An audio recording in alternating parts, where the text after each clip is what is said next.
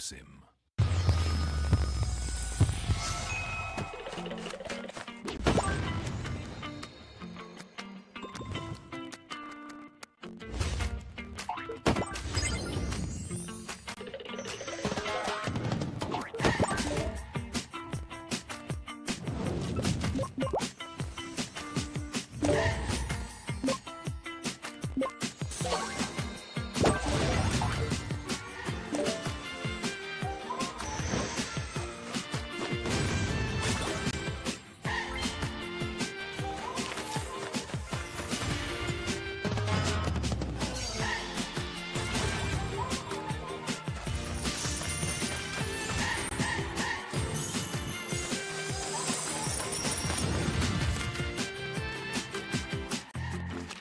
Get arrested.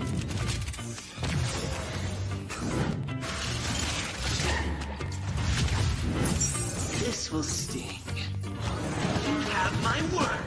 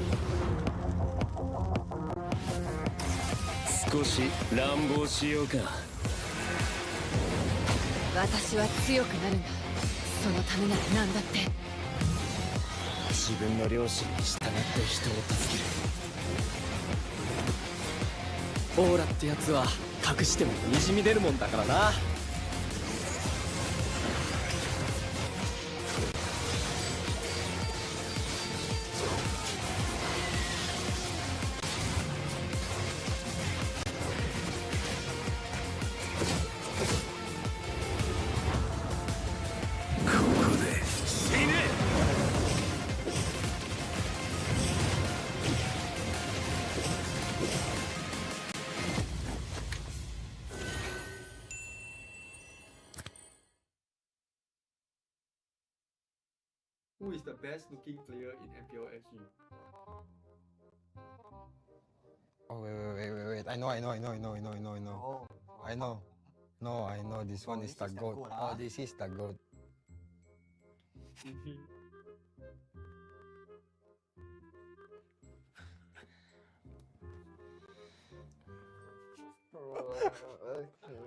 You sure easiest or not? Easy or hard? Best looking player. This is the goat. This one eh. Handsome boy. Handsome boy. Ken from manga. I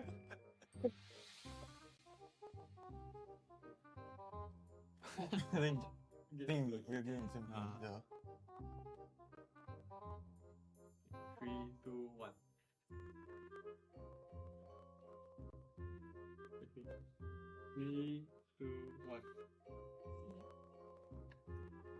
2, 1. 这个よ、这个。I don't know what to say. 3, 2, 1. Must.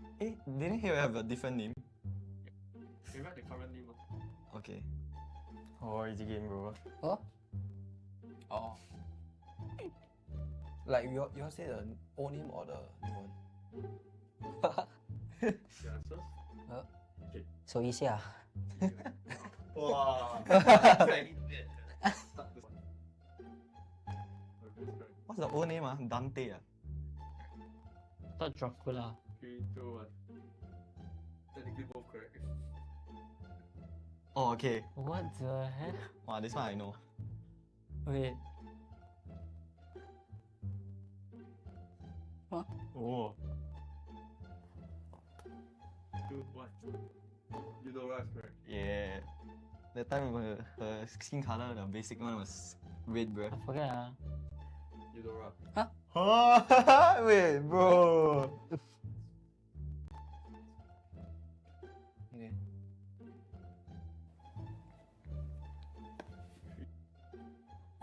Tapi je kan exo. Ah, Okay, 3, 2, 1. Slow. Oh yeah, I was thinking of this skin, bro. But then I'm like, looks like a girl skin. Thought it's veiled because of the wind. Oh. I got it. There's no way. There's not too long.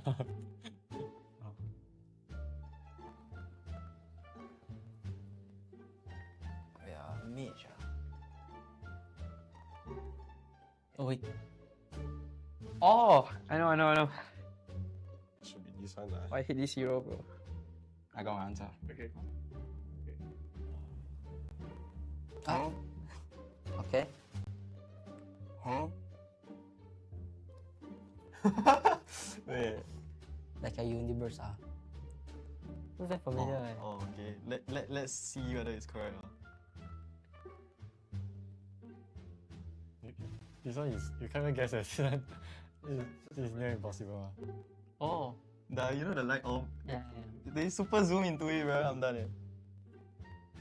Okay, can we rerun this? Okay, Correct. correct. We'll look at the correct answer. Wow, I forgot about that hero, bro.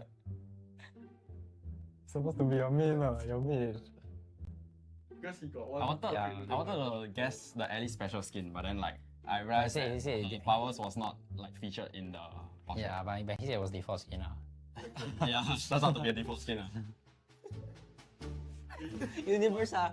Do not say Ah. Bro, I thought it's Cyclops. See bro. Oh. Oh, it looks. Okay. the first player to guess blue. The first player to guess blue. Yeah. Because of the yellow skin, right? Oh. Why you don't know it? Yeah, it knocks me. A crispier chicken McCrispy? So much crispier. Bite into an even crispier crunch with the improved Chicken McCrispy. Now, wouldn't that be nice?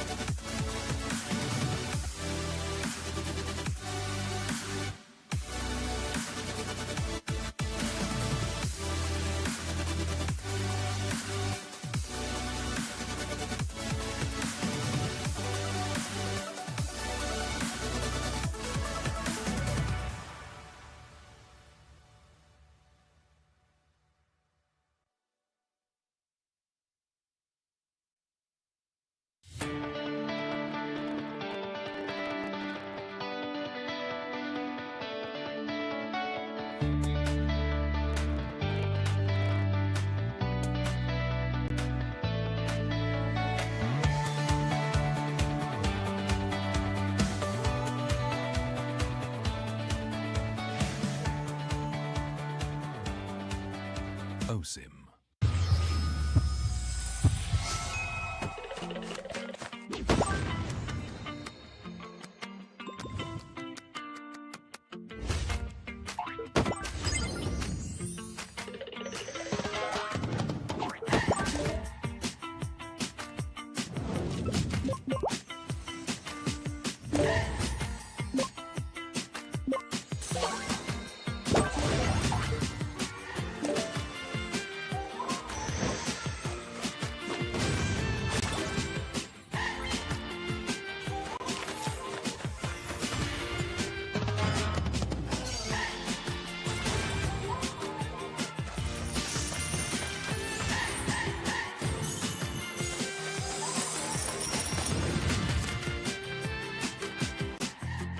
Or get arrested.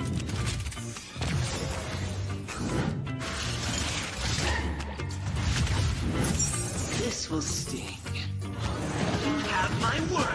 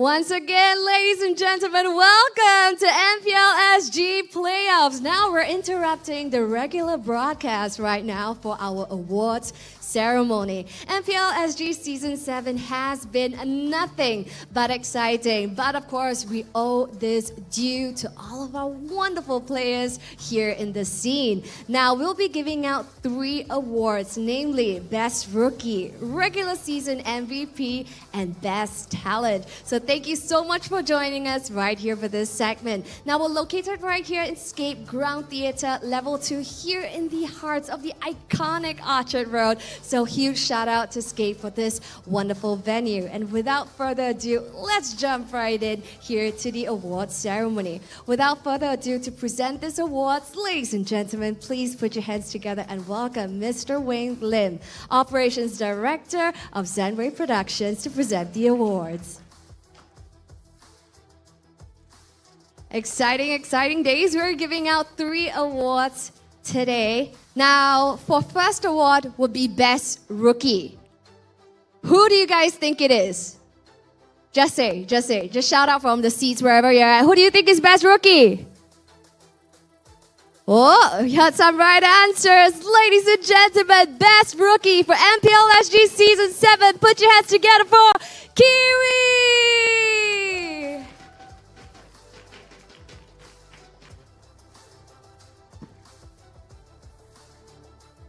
Big smiles for the camera.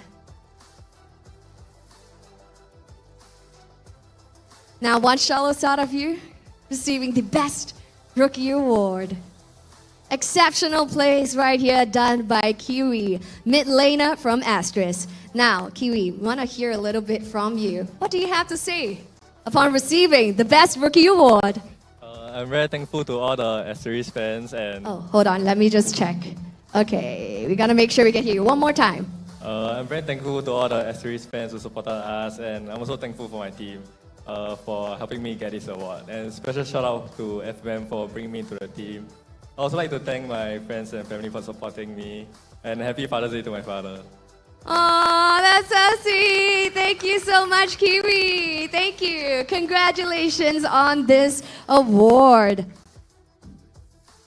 So yes, ladies and gents, that was Kiwi from Asterisk. Now, special shout out to Asterisk as well because this is their very first debut right at MPLSG Season 7. After all, Asterisk made it through the qualifiers and they have ended with a top 4 position in playoffs. So that is a remarkable, result coming from brand new qualifying team. Next up is going to be a very interesting award as well. Now, this is going to be the regular season MVP. Now, this award is awarded to that particular star player who has made significant contributions to his team and making waves over at the Land of Dawn. Now, put your hands together for regular season MVP, Kurt TD from Team NIP Flash.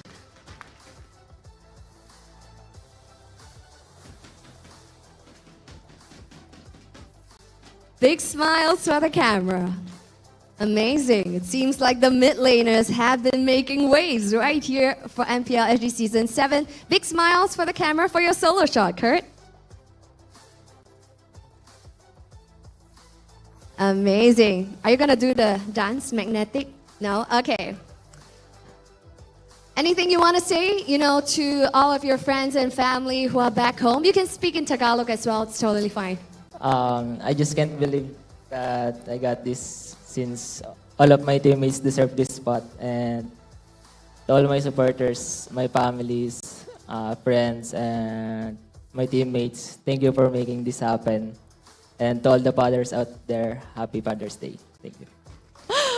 Fantastic. Now, you have one more shot, right, Katizi? Perhaps our playoffs MVP as well? Not sure.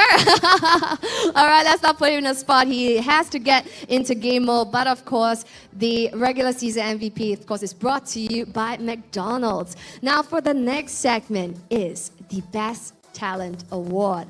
Of course, not all of the action is on the Land of Dawn, but of course on the talents desk and the casters desk as well, keeping you guys entertained throughout the competition. So, Best Talent Award goes to Professor Churros.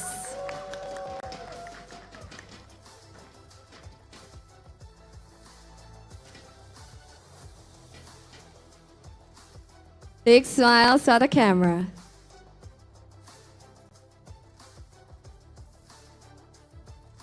All right, so ladies and gentlemen, please give a round of applause for Mr. Wei Lim for presenting all of these awards.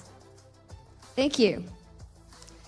Now, Charles, any thoughts on receiving Best Talent? Congratulations. Thank you very much, Cheryl. Thank you very much to all of you all for supporting MPL Singapore. All this while I stepped into MPL Singapore since season 4.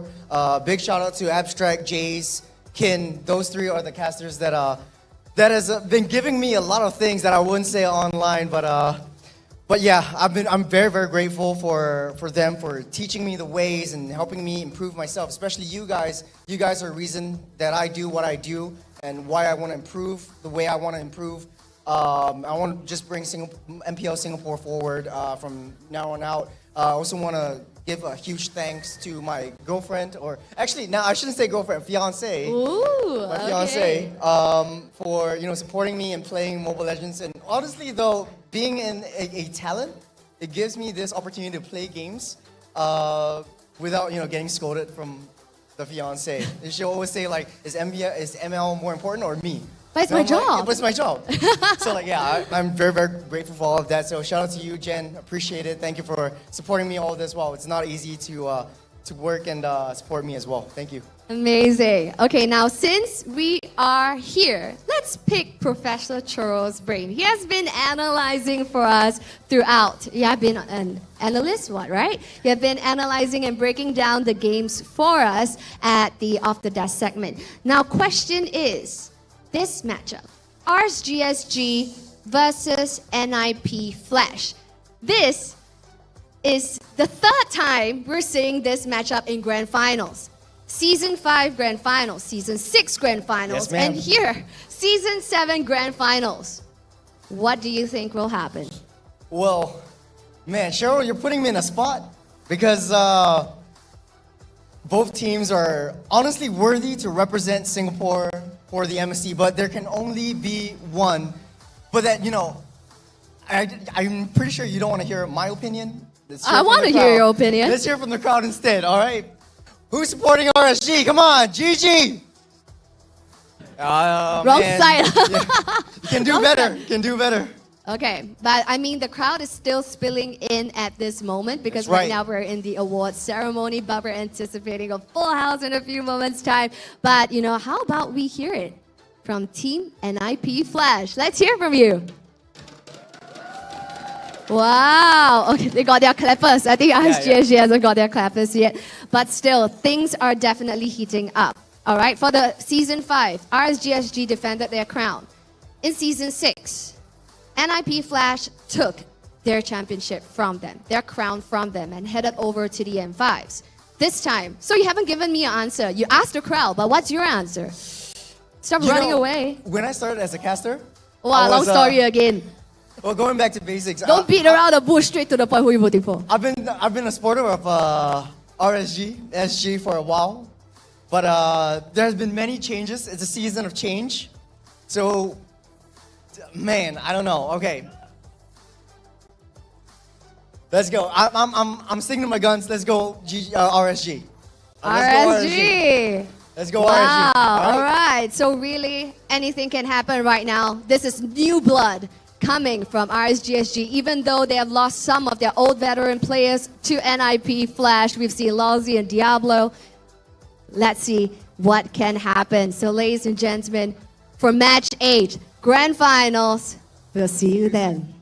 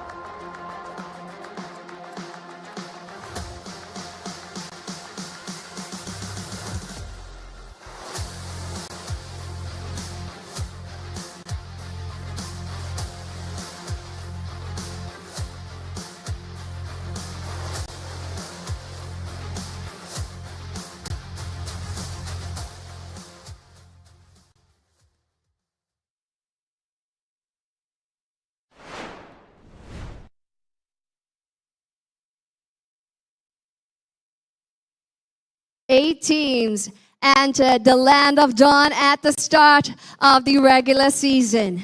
And now, after being a cruel, cruel place, and that is the Land of Dawn, we have unveiled our top 2 teams right here in Singapore. Ladies and gentlemen, welcome to the Grand Finals.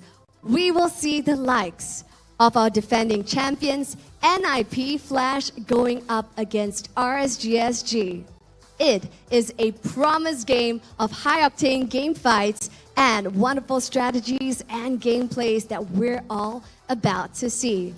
These 2 teams will pull out everything in their arsenal to ensure that they vie for the crown, and that is MPLSG Season 7 champions. And of course, head on over to the MSC 2024 at Rydia for a shot at the $3 million prize pool. Exciting, exciting days ahead of us today. So right now, what we would love to get is to get a census of the crowd here today. Now we're very excited. Here I am at Team Flash's side. So I see a lot of you guys have your clappers already. Let's hear from you guys. Okay, fantastic. Okay, so let's do it together. Can we try to clap together? Clap. Okay, a bit disorganized. Okay, so can we do clap, clap, flash? Okay, try. 1, 2, 3. Okay, so first timer. All right. Who are you voting for? Okay, not bad. Okay, so we do again. All right. So one more time, all of our Flash fans, all my Flash fans. When I say NIP, you say NIP, NIP. NIP! That's right, that's where my flashers are at. Amazing. So I'm just gonna come around this side to feel a little bit of the energy right here in this room. Now, they were our 3-time champion for the longest time. And let's not forget, in the name of RSG SG, it is resurgence. And we're all confident that they have what it takes to bounce back and take back what is theirs. Can we hear from all of our Raiders out there? GG! GG! GG! That's right, that's right. Oh man, what a crowd today. It is a very interesting matchup, to say the least, ladies and gentlemen. Because why? We're talking about a match that has happened 3 times, namely Season 5 Grand Finals, Season 6 Grand Finals, and of course Season 7 Grand Finals. All right, we've seen the exact same matchup of Team Flash and RSG SG. So, with this matchup happening for the 3rd time, let's find out where this match will end up and who will emerge victorious. So, friends from Singapore, are you guys ready for Grand Finals?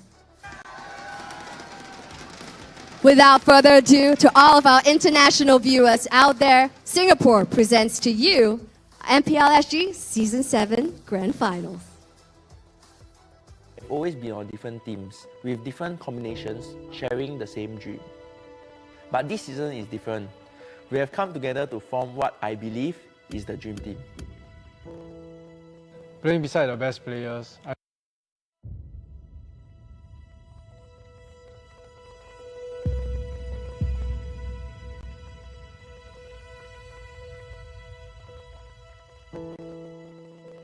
It has always been a very small community.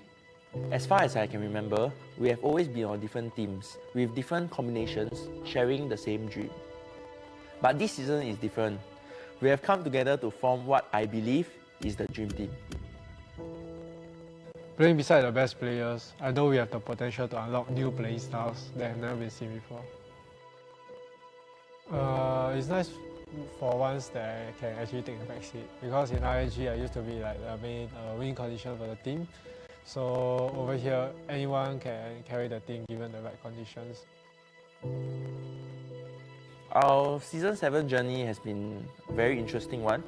As everyone knows, we have been swapping our roles here and there to experiment, and we hope to put out a good match, definitely. But if it's too boring, we smack them too hard, then I'm sorry. You can see us at MSC. MPLSG right now doesn't have too much of a competition, so we can only look to expand our skills and knowledge elsewhere, which is in MSC.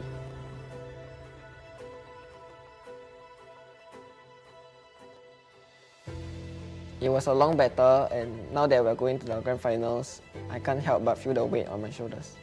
We carry the hopes of our teammates and those who stood by us. I just want to give it my all and not look back and regret anything.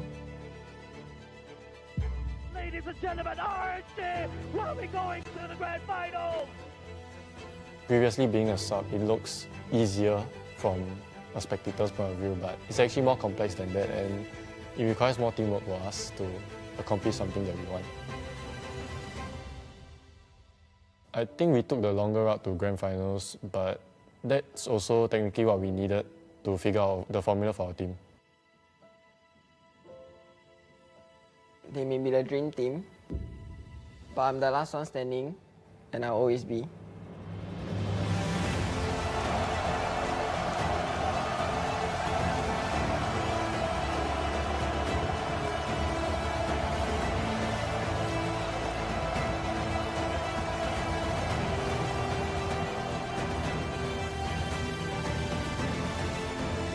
No matter the outcome, I'm proud I fought alongside my teammate. I think if I give my all, we can achieve our goal. In the heat of battle, we have found strength in unity. Together, we prove that resilience can overcome any challenges. In victory or defeat, we have discovered what it means to strive for greatness. That is the first step of my dreams. I'm very proud of my team, as I think we are breaking barriers one game at a time. We've been looking forward to this match, and may the best win.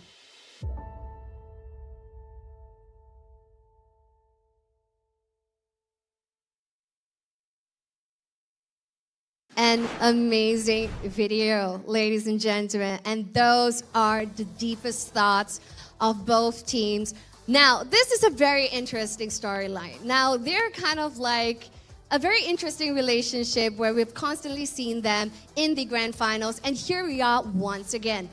But this time round, friends, it's a little bit different this time round, because we see ex-RSG SG members now head on over to NIP Flash. One side being the dream team, and the other side with the strong desire and dream to win. Who will take this match? Let's take a look firstly at their amazing faces, starting off with the amazing faces of NIP Flash.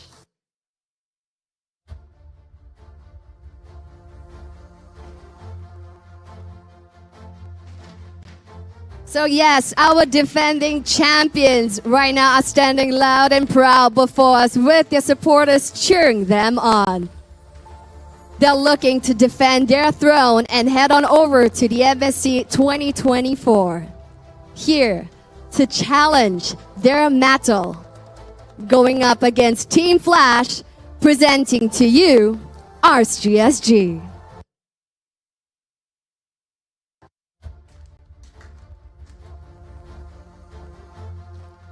RSG SG has battled their way through regular seasons and right now through playoffs.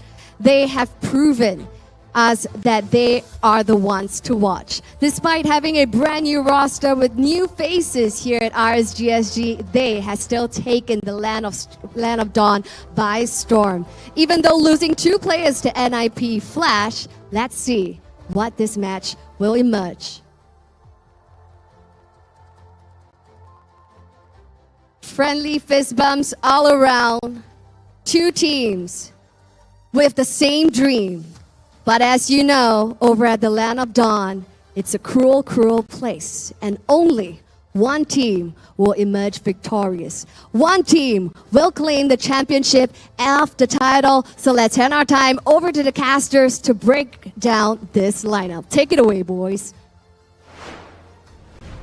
Welcome one and all to the grand finals of RSG versus NIP Flash. I'm your caster, Moman, and with me are my fellow co-casters, Holler and Jace. I got goosebumps just watching that video, knowing what these teams had to do to get here. They had to go through 8 teams. So much grueling battles between every week, in and out. And for RSG, they clawed through the depths of hell to reach here, proving everybody wrong. Remember we called Team Flash the Frankenstein, the one where we mixed all the different body parts together. This time around, they're looking really strong and steady. However, don't forget, you cannot count out RSG. We counted them out during the regular season, and here they are. Like what you said, from the depths of hell, probably bleeding and bloodied, and yet they're still here, going up against Team Flash. They crawl out of hell, and now they meet Diablo? Seems a little bit wrong. Hades Diablo seems a little bit confused. And Hades, yes, correct. And I love the quote coming out from Brayyy, right? He is the last one standing. After all the internet hate that he's probably have gotten, all the memes that you see on TikTok, he is still there, standing at the grand finals today, ladies and gents. I believe he deserves a huge round of applause. Not just a round of applause. I'm expecting more from him. I mean, it's this, like the picture, story, everything that you want in a season. That is the one that you're going to do. And having Brayyy do that, absolutely amazing at this point. And here we have it, ladies and gentlemen, our defending champions, NIP Flash. Just run through the lineup for me, Jace. We have your favorite player in this team. Of course. This is, for once, I finally got Diablo's jersey, by the way, so I'm very happy. Diablo coming out from the EXP lane for NIP Flash. Hades from NIP Flash. And the jungle, Curtizi. The terrible duo of Curtizi and Hades has been proving very strong in this lineup on the side of NIP Flash. You also got Lozy and the inevitable Lord Vanix. And Lozy, I mean, we didn't expect him to be on this roam, right? He was registered as a coach or analyst for the side of Team Flash originally, but now we see him on the grand stage. And of course, on the other side, facing off against NIP Flash, we have RSG. RSG closer, you got Brayyy, you got GodZilla, Derry, and CS. We've seen these guys time and time again. They had an arduous task of a first series, the morning series of all things. Then they had a little bit of a break, which was great for them. And I think they're well rested. They seem ready to go and super excited for this grand finals. Yeah, and it's always about the losers brackets into the grand finals, right? Are these teams warmed up, or have they ran out of strats going in? Because NIP Flash, I believe that they have analyzed the gameplay of RSG SG in the morning versus Bleed. And now they might have run out of things to do, but do they still have more underneath their sleeves, maybe? Yeah, I feel like Pacifists definitely need to pull out more stops, right? Right now, going up against Anime, who should be drafting for NIP Flash. But I think we do have some numbers for us to crunch. Yeah. So let's take a look at the stats for NIP Flash. And oh my god, stellar across the board. Curtizi, one of the premium mid laners. Lozy doing extremely well on the Minotaur. We know him on the Tigreal as well. Hades, one of the only players on the jungle to actually play the Guinevere consistently and to such a high degree as well. Diablo has been just unstoppable on the EXP lane. And Vanix, the inevitable, KDA 10.38, just consistent, so consistent throughout the entire season. And it's just extremely scary on the stat board alone just to look at. Just going against this team, RSG SG, they have a lot of work to do. Yeah, and some of those stats are kind of inflated because this team has been rolling, right? They've lost a total of 3 games in a month and a half, including the playoffs, all against the team that we're going to see next, which is going to be RSG Singapore. And so that stat is the biggest one. They are the only ones to have drawn blood onto Team NIP Flash. Jace, you mind walking us through some of the stats, or what sticks out to you? Excuse me. Definitely, Brayyy. Now, Xborg is one of his signature, but I'm so glad that during the lower bracket finals, we get to see the Fredrin coming up from the side of Brayyy. This shows a lot of confidence coming up from the side of RSG. This gradual rise is coming back. Closer also has preferred another hero right now. You start to see him playing quite a lot of Esmeraldas and CS. Man, stepping up. This is, don't forget, this is RSG SG fielding a full-on true blue Singaporean team going up against NIP Flash. I love it. I really love it indeed. This is the Singapore special from RSG SG right here. And the versatility that they have shown coming on against the hardships, fighting against Bleed. They have Brayyy. He has cycled through 3 jungle heroes, right? He played the Roger, he played the Esmeralda, he played the Fredrin as well the X-Borg. So many styles of gameplay being shown, but for NIP Flash, they have shown versatility as well. So it all falls down to the banning and drafting patterns that we will see in the banning drafting phase. But before that, let's have the audience prediction on the screen. Yep, looking at it right now. Woof. In the favor of NIP Flash. Yeah, 62% in the favor of NIP Flash, and we hear the crowd roar. That's RSG SG 38% at the moment, but both teams, they have an equal chance, right? 50-50. Whoever wins just wins. Of course, and it's going to come back to just the game itself. We got to play it out. It's one of those things that, like any given Sunday, this I think is very apt for this series, right? But we do know that Team NIP Flash is one of the most fundamentally sound teams that have very few cracks in their armor, so to speak. Does RSG have that willpower? Do they have that secret sauce, so to speak, to kind of break into that one? Well, this is what we think so far. So there's a 1-4, 4-1, you know, whatever you call it. Then 4-2 from Jays as well. I mean, we are all predicting that NIP Flash would take home the championship, but of course, I like to be proven wrong. Yeah, definitely. We love to be proven wrong 4-3 as well. Don't forget, ladies and gents, NIP Flash throughout the regular season, you mentioned about the secret sauce, that kind of thing. I feel like RSG right now, you really have to squeeze that bottle dry onto that sausage and then eat it. Because right now, there's so many things that NIP Flash has already seen, right? Especially when you go down the lower brackets, you're basically pulling out all the stuff because you might get eliminated right there. You have to use it right now, and that could go into a disadvantage against RSG. Okay, you talk about you don't like to be proven wrong. I definitely do not. So I need to be correct with my prediction. It's got to go to 5 games and it's got to be 4-1. Okay, let's make sure it happens. But let's talk a little bit about the player head-to-head here. Vanix versus CS. Yeah, we were talking about, you know, who was inflated. higher than Seiji in terms of GPM, KDA, and turret damage per minute, and there he is, right here. Vanix himself, number one. CS, he has been doing extremely well, though. He has been giving his life in terms of these fighting scrappy situations, securing Brayyy the kills as much as possible. His KDA not doing too well, but RSG, they have been meshing extremely well as a team, especially the performance that we saw against Bleed just now. They were extremely united in terms of decision-making as well. So when it comes down to this mid-game decisions, late-game decisions, I feel that RSG, they're getting better and better.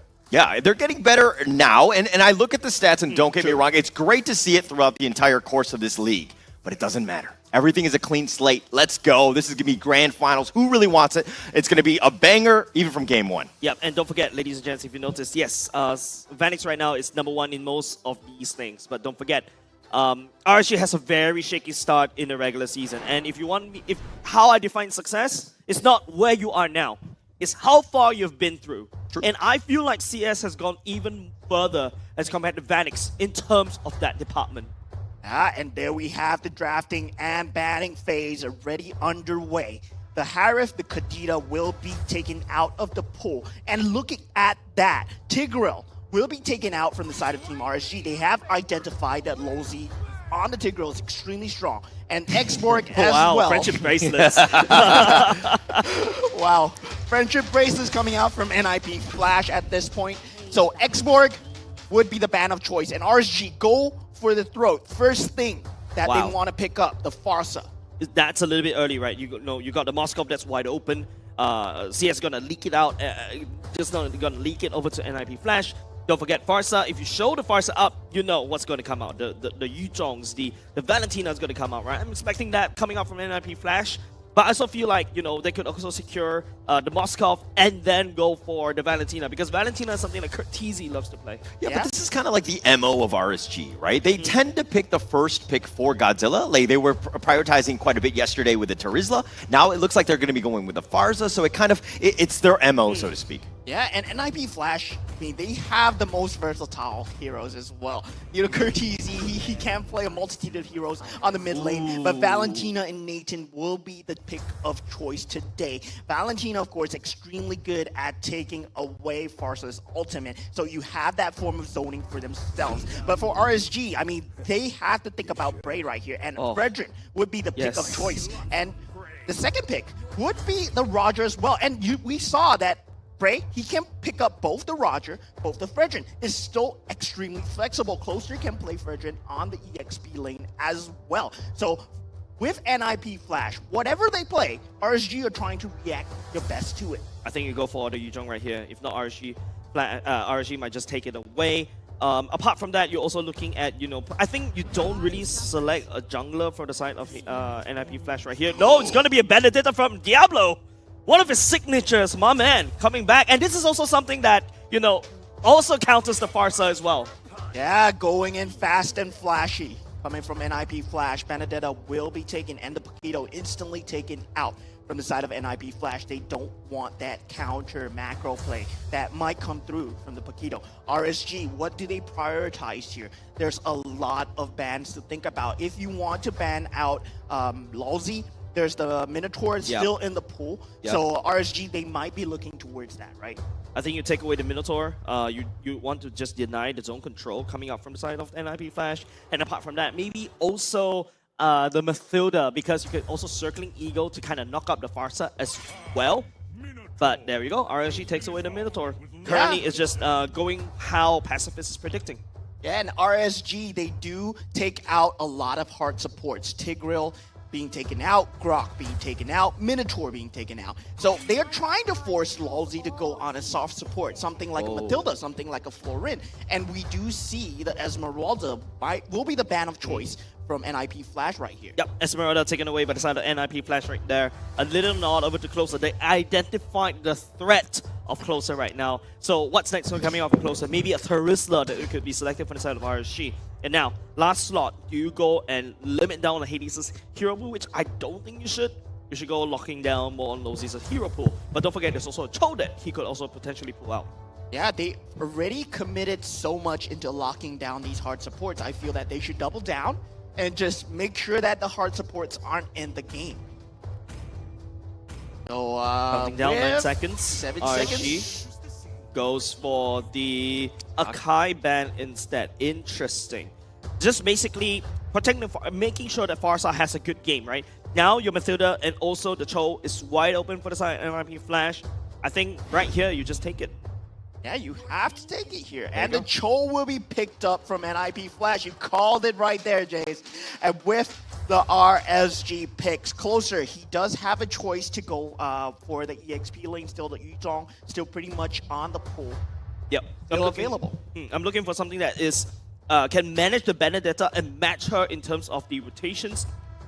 Usually you think of maybe if you want to be a little bit spicy, you can go even for the Marsha, right? You can kind of match the rotations coming out Benedetta. Usually, I agree, Esmeralda is something that you can potentially match the Benedetta. I'm also looking at maybe a Lapu Lapu to a certain extent. Like, go back to that old basics.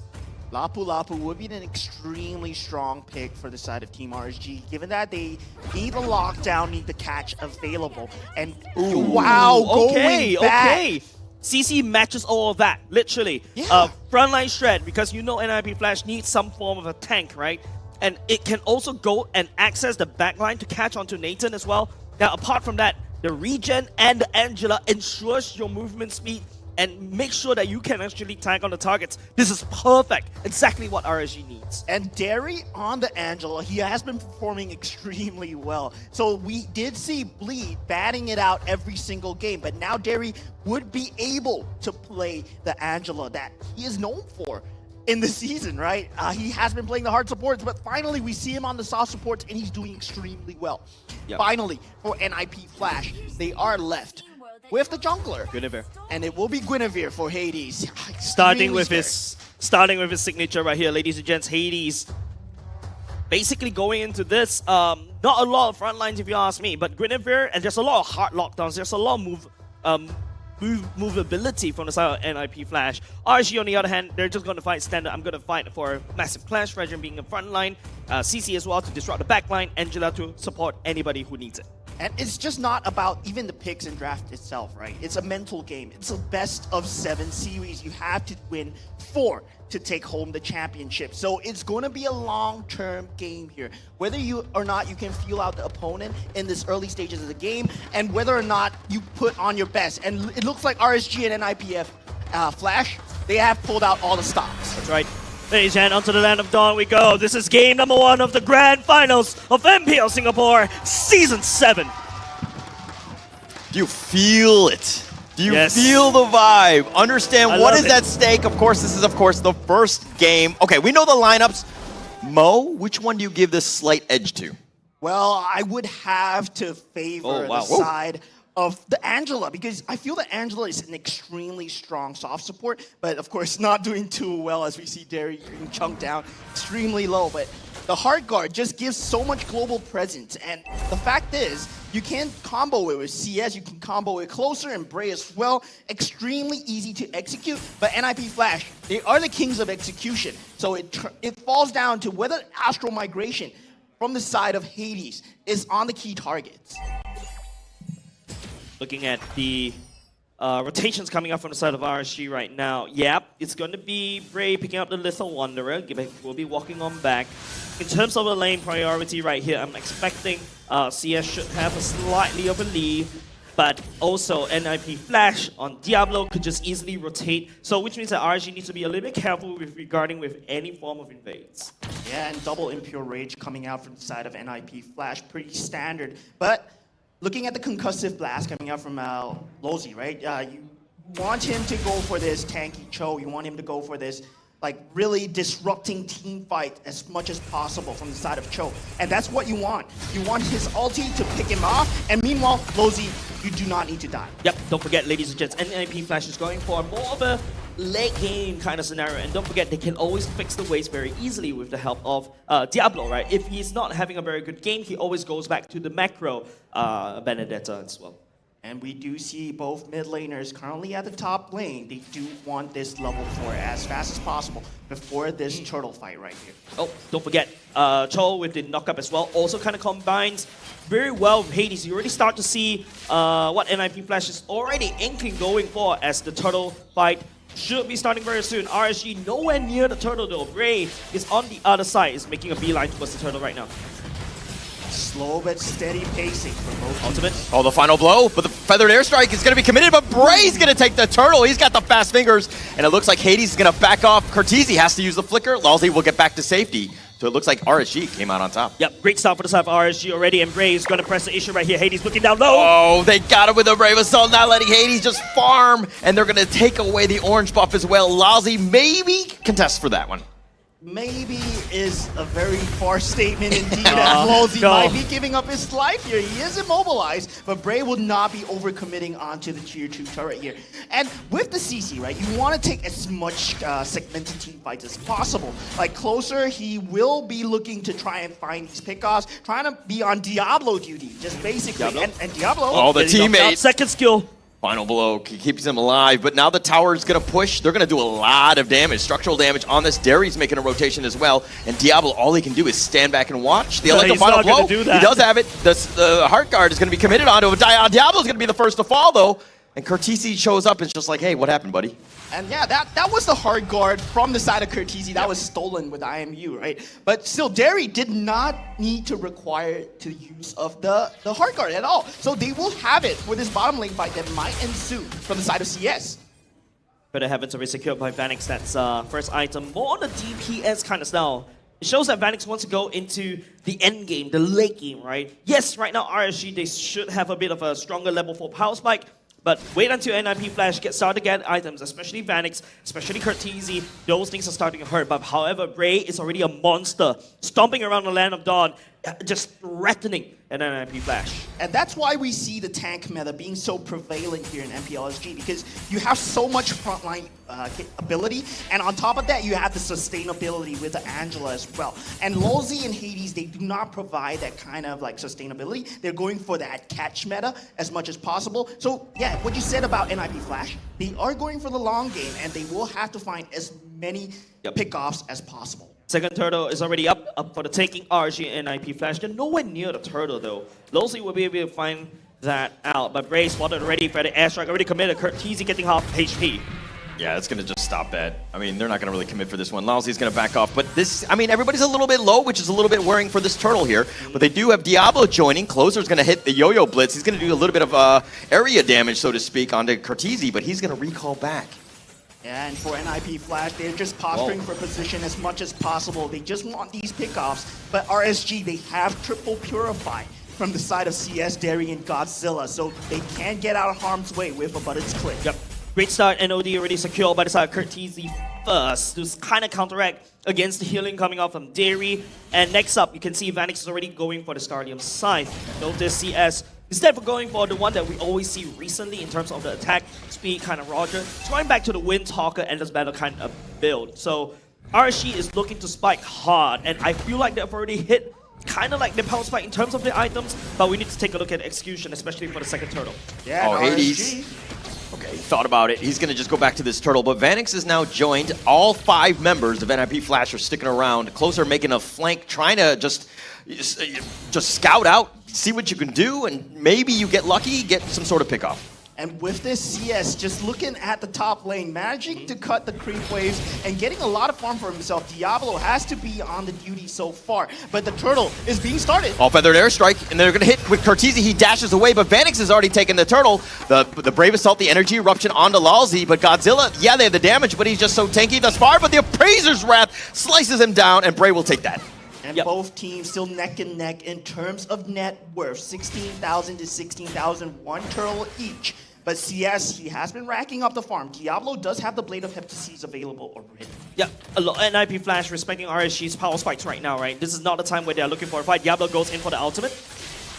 Into the ultimate, but he's just going to back off. But Brayyy, ex-teammate, he's like, come on, buddy, let's go. No? Wet noodle fight?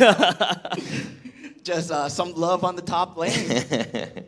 So with that said, both teams are actually still neck and neck in terms of net worth, in terms of the macro gameplay, but in terms of map control. NIP Flash, they did get one tower. Oh, they found Closer. They got him knocked up. Diablo will get credit for that one. That's going to be the first kill, and that's a pretty big win for NIP Flash. Yeah, and that's the thing about the CC, right? It's still extremely burstable when it comes down to these team fights. It can get caught easily, and Hades would be on the job. Yep, RSG is starting to raid the countrysides.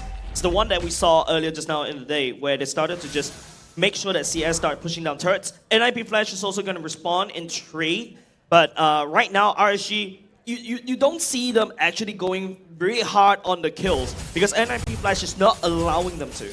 And just key positioning from NIP Flash at the moment. Chol going for the engage. Oh, they found Brayyy. Lolzy goes in for this one. They have their way. The dragon kicks him back, and GodZilla's going to get the kill. Brayy's down for the count, though, but Vanix, Curteezy flickers back. Hades now here. He's thinking about it. Oh, yeah, he's not going to go. Yeah, he doesn't really have the ultimate. He's already expended the ultimate down at the bottom lane. Yes, Lolzy is a good kill if I can catch Brayyy, if I can also catch Closer down the bottom lane. So right now, NIP Flash, if you notice, the gold team swings back into their favor. Yeah, and Closer is just not having a good day. Just consistently being caught by Hades is not a position that he wants to be in. He wants to try and play keep away as much as possible, but the Astral Migration just completely committed onto him. Just very well done from the side of NIP Flash in terms of the macro gameplay, in terms of responding to what RSG want to do so far. Yep, GodZilla started to become a problem. Speaking of GodZilla, there's a better airstrike onto Vanix. Vanix just barely gets away. GodZilla flies over the wall. They have the energy eruption on Curteezy. He's getting bursted. He does go down, and CS is going to get credit. Lolzy getting run in. They don't care about the tower. Oh, Lolzy somehow survives. Brayyy, though, they're going to look to turn this around. Hades, one more shot. He gets away as well, and CS is going to go down. GodZilla's going to go down, and it looks like NIP Flash somehow came out the victors. Dude, that could have gone so bad for the side of NIP Flash, but Diablo coming in, 2-man Petrify, and Ultimate just saved the life. But hold on a second. Oh, that Vanix going to back off. not really much going to happen. But Brayy's still up in front. Again, you talk about him being a monster. You're starting to feel the effects. He's 2-1 and 3. 2-1 and 3. Very scary scoreline to deal with, but now the objective of choice will be the Lord from the side of NIP and Flash. And RSG, they can't do anything about it. The EX in the lane is a CC. You want to have a dominant lead as much as possible. You don't want to take the team fights. Yep, we talk about the late game. NIP Flash is like, yeah, I'm in the late game now. Even GodZilla using Feather Airstrike just to kind of wave clear, but GodZilla takes it away. Vanek securing the Holy Crystal already. NIP Flash is looking to clash. And NIP Flash, a team known for pushing their lead and choking the opponents out. RSG, they are feeling the strain right now. All the players, they are down in terms of gold lead, in terms of map advantage as well. With the Lord, they would want to prioritize the mid lane, and RSG are responding very well. They don't want the mid turret to go down. Oh, look at that. Macro Jackson on the way up top lane. Diablo fixing that side. There's another Lord pushing in. RSG, they're congregating in the middle, making sure that mid lane doesn't fall. And now NIP Flash is looking for more pickoffs, but RSG, we're thinking, what's the top side? Slow but steady advance from NIP Flash at the moment, using the Lord to their advantage. Their sights are set. They really want this mid-tier turret. It will open up a lot of the map, but RSG are looking to respond right now. Hades goes in. Feathered Airstrike is going to do a lot of damage, but Derry's the first to fall, but they do get Vanix. They got Curtizi as well, and now they're on the run. Hades is trying to get out of there. Lousey's doing what he can to attract their attention. Lousey flickers over the wall. He's going to be fine. He dashes. That was minimal damage, I would say. Not only just that, bottom lane for the side of NIP Flash, taken down. Lord is the MVP right here. NIP Flash, we're just distracting RSG in the mid lane. Yeah, and with that, the macro advantage just went to NIP Flash's favor, despite the fact that they had the favorable trade from the side of RSG, right? They took down 2 for Derry, but they lost inhibitor turret. That's so much map control going towards the side of NIP Flash. That would make their future Lords a lot easier. Yep. Usually you expect NIP Flash, you know, with this first Lord, you want to clear off the first tier, the whole second tier, right? So that you only have the base turrets left on the side of RSG, but NIP Flash wasn't able to convert that, but at the very least, they took down bottom lane. And now if you notice, in terms of the map push and pull, right? RSG, that Lord is going to be spawning up top, whereas it's on the far side, so which means that RSG needs to constantly go back and clear that wave, especially when it's a super minion wave. Yeah, it's gonna be extremely hard for RSG to claw back right now, but still, net worth only 2,000 gold away for both sides. Still winnable though. 2.7k, we've seen comebacks happening around the 5k mark as well. And if you notice, NIP Flash is just making sure they are controlling around the mid lane right now. RSG, they cannot push out, if not, they're gonna get punished. Hades goes in. Spatial Migration, the Feathered Airstrike in return. Brayy's running out of this one. He seems to be going the wrong way. He's gonna fall. Heartguard is pretty committed. Diablo taking a lot of damage. CS dashes over the wall. He's gonna be fine, but Brayyy goes down. Yep, top side is crack open as well. Now the Lord has been enhanced. Don't forget, and RSG has to go down to the bottom lane to fix that. Big ultimates already committed by the side of Derry and especially GodZilla. GodZilla's where the airstrike should be up. NIP Flash will take the opportunity to brace down. They secure the Lord for themselves. NIP Flash going for the objective. Just 20 seconds before the Lord spawns, right? They want to take away the retribution. Brayyy just not available. They could not contest the Lord from the side of RSG SG. And now they have the enhanced Lord. They're going to go for more outer turrets once again. Right now, that's a big Lord marching down bot. It's a free lane for the side of NIP Flash, but now it's going to be better airstrike committed just to make sure that wave clear around the mid lane so that NIP Flash couldn't push in. GodZilla is using these feather airstrike more like a defensive one, and that's not a really good sign for RSG. Yeah, the Lord still available, but the creeps have been dealt with. They will be able to deal with this Lord, but can they deal with the split pushing Macro Jackson? That is Diablo on the top lane. Macro Jackson. Indeed, top side already pushed in. The Lord has been dealt by the side of RSG, and NIP Flash goes back to the regular things that they want to do in taking down the mid lane turret. And now all of a sudden, NIP Flash has unlocked all the resources from the side of RSG. Yeah, RSG, it's They're just waiting for the mistake from NIP Flash at the moment, just trying not to give away any of the lives in vain, and just trying to hope for a favorable trade. They do have the favorite team fight, right? They have the Fredrin, they have the Feather Airstrike. The only thing that they lack is the AoE that's coming from the EXP lane closer. He has to play keep away as much as possible, and he's just not trying to fight Diablo anymore because the farm is too far gone.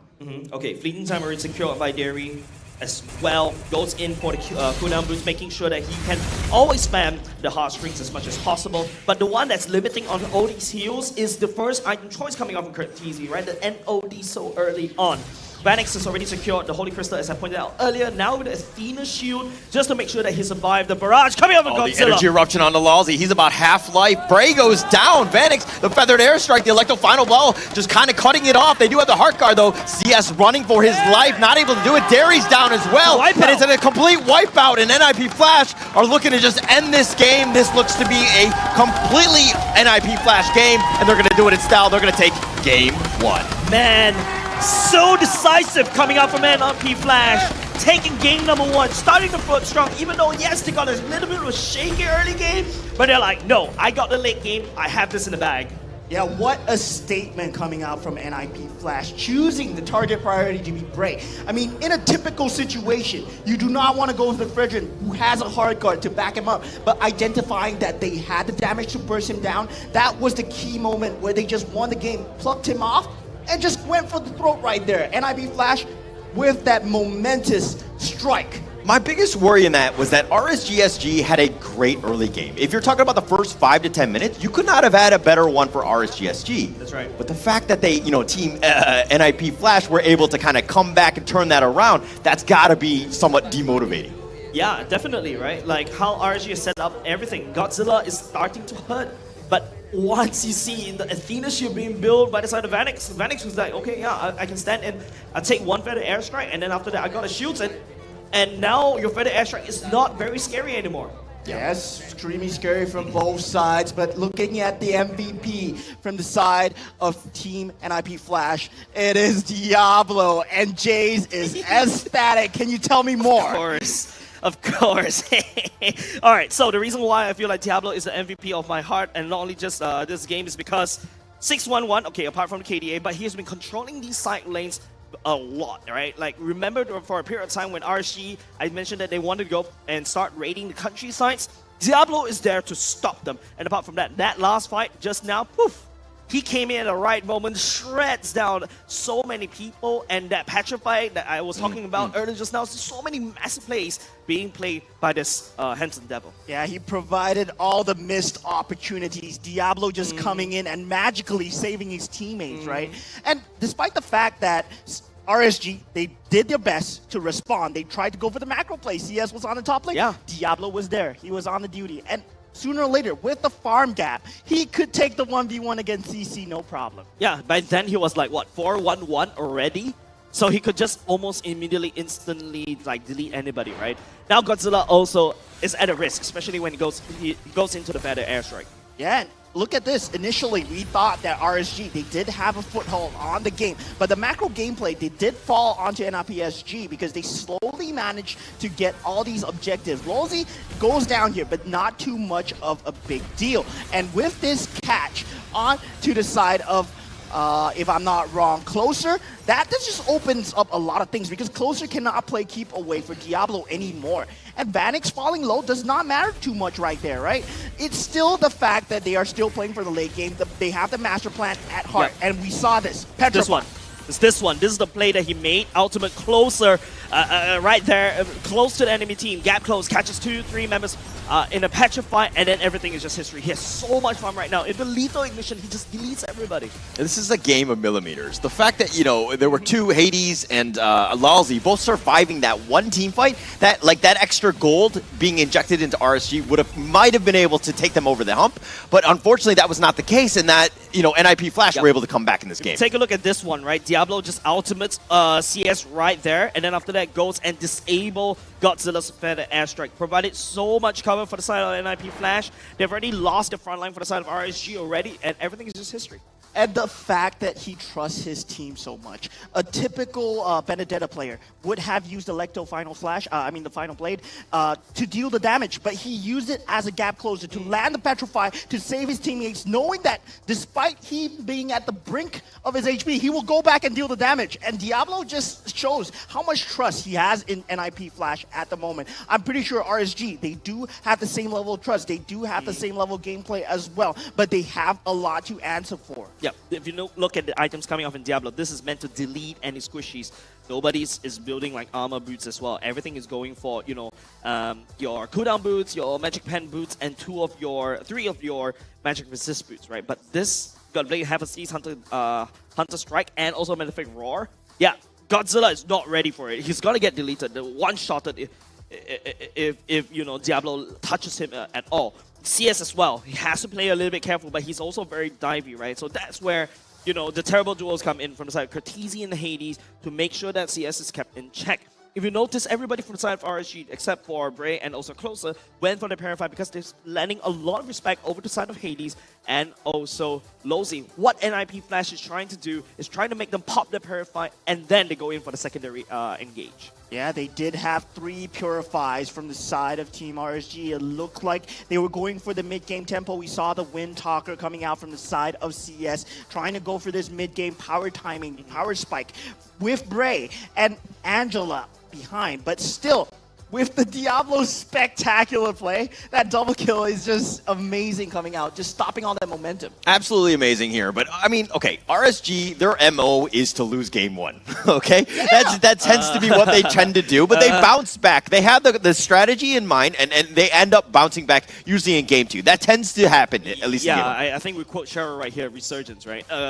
In this kind of cases. But, right, the fact that Vanix went for, instead of the immortality that I would usually build, because I'm not really good at the game, went for the Athena shield, right? That's a more important item, especially against GodZilla. GodZilla just land down the feather S, right? It actually hurts like a truck. So that's why Vanix has to play a lot of respect over to GodZilla.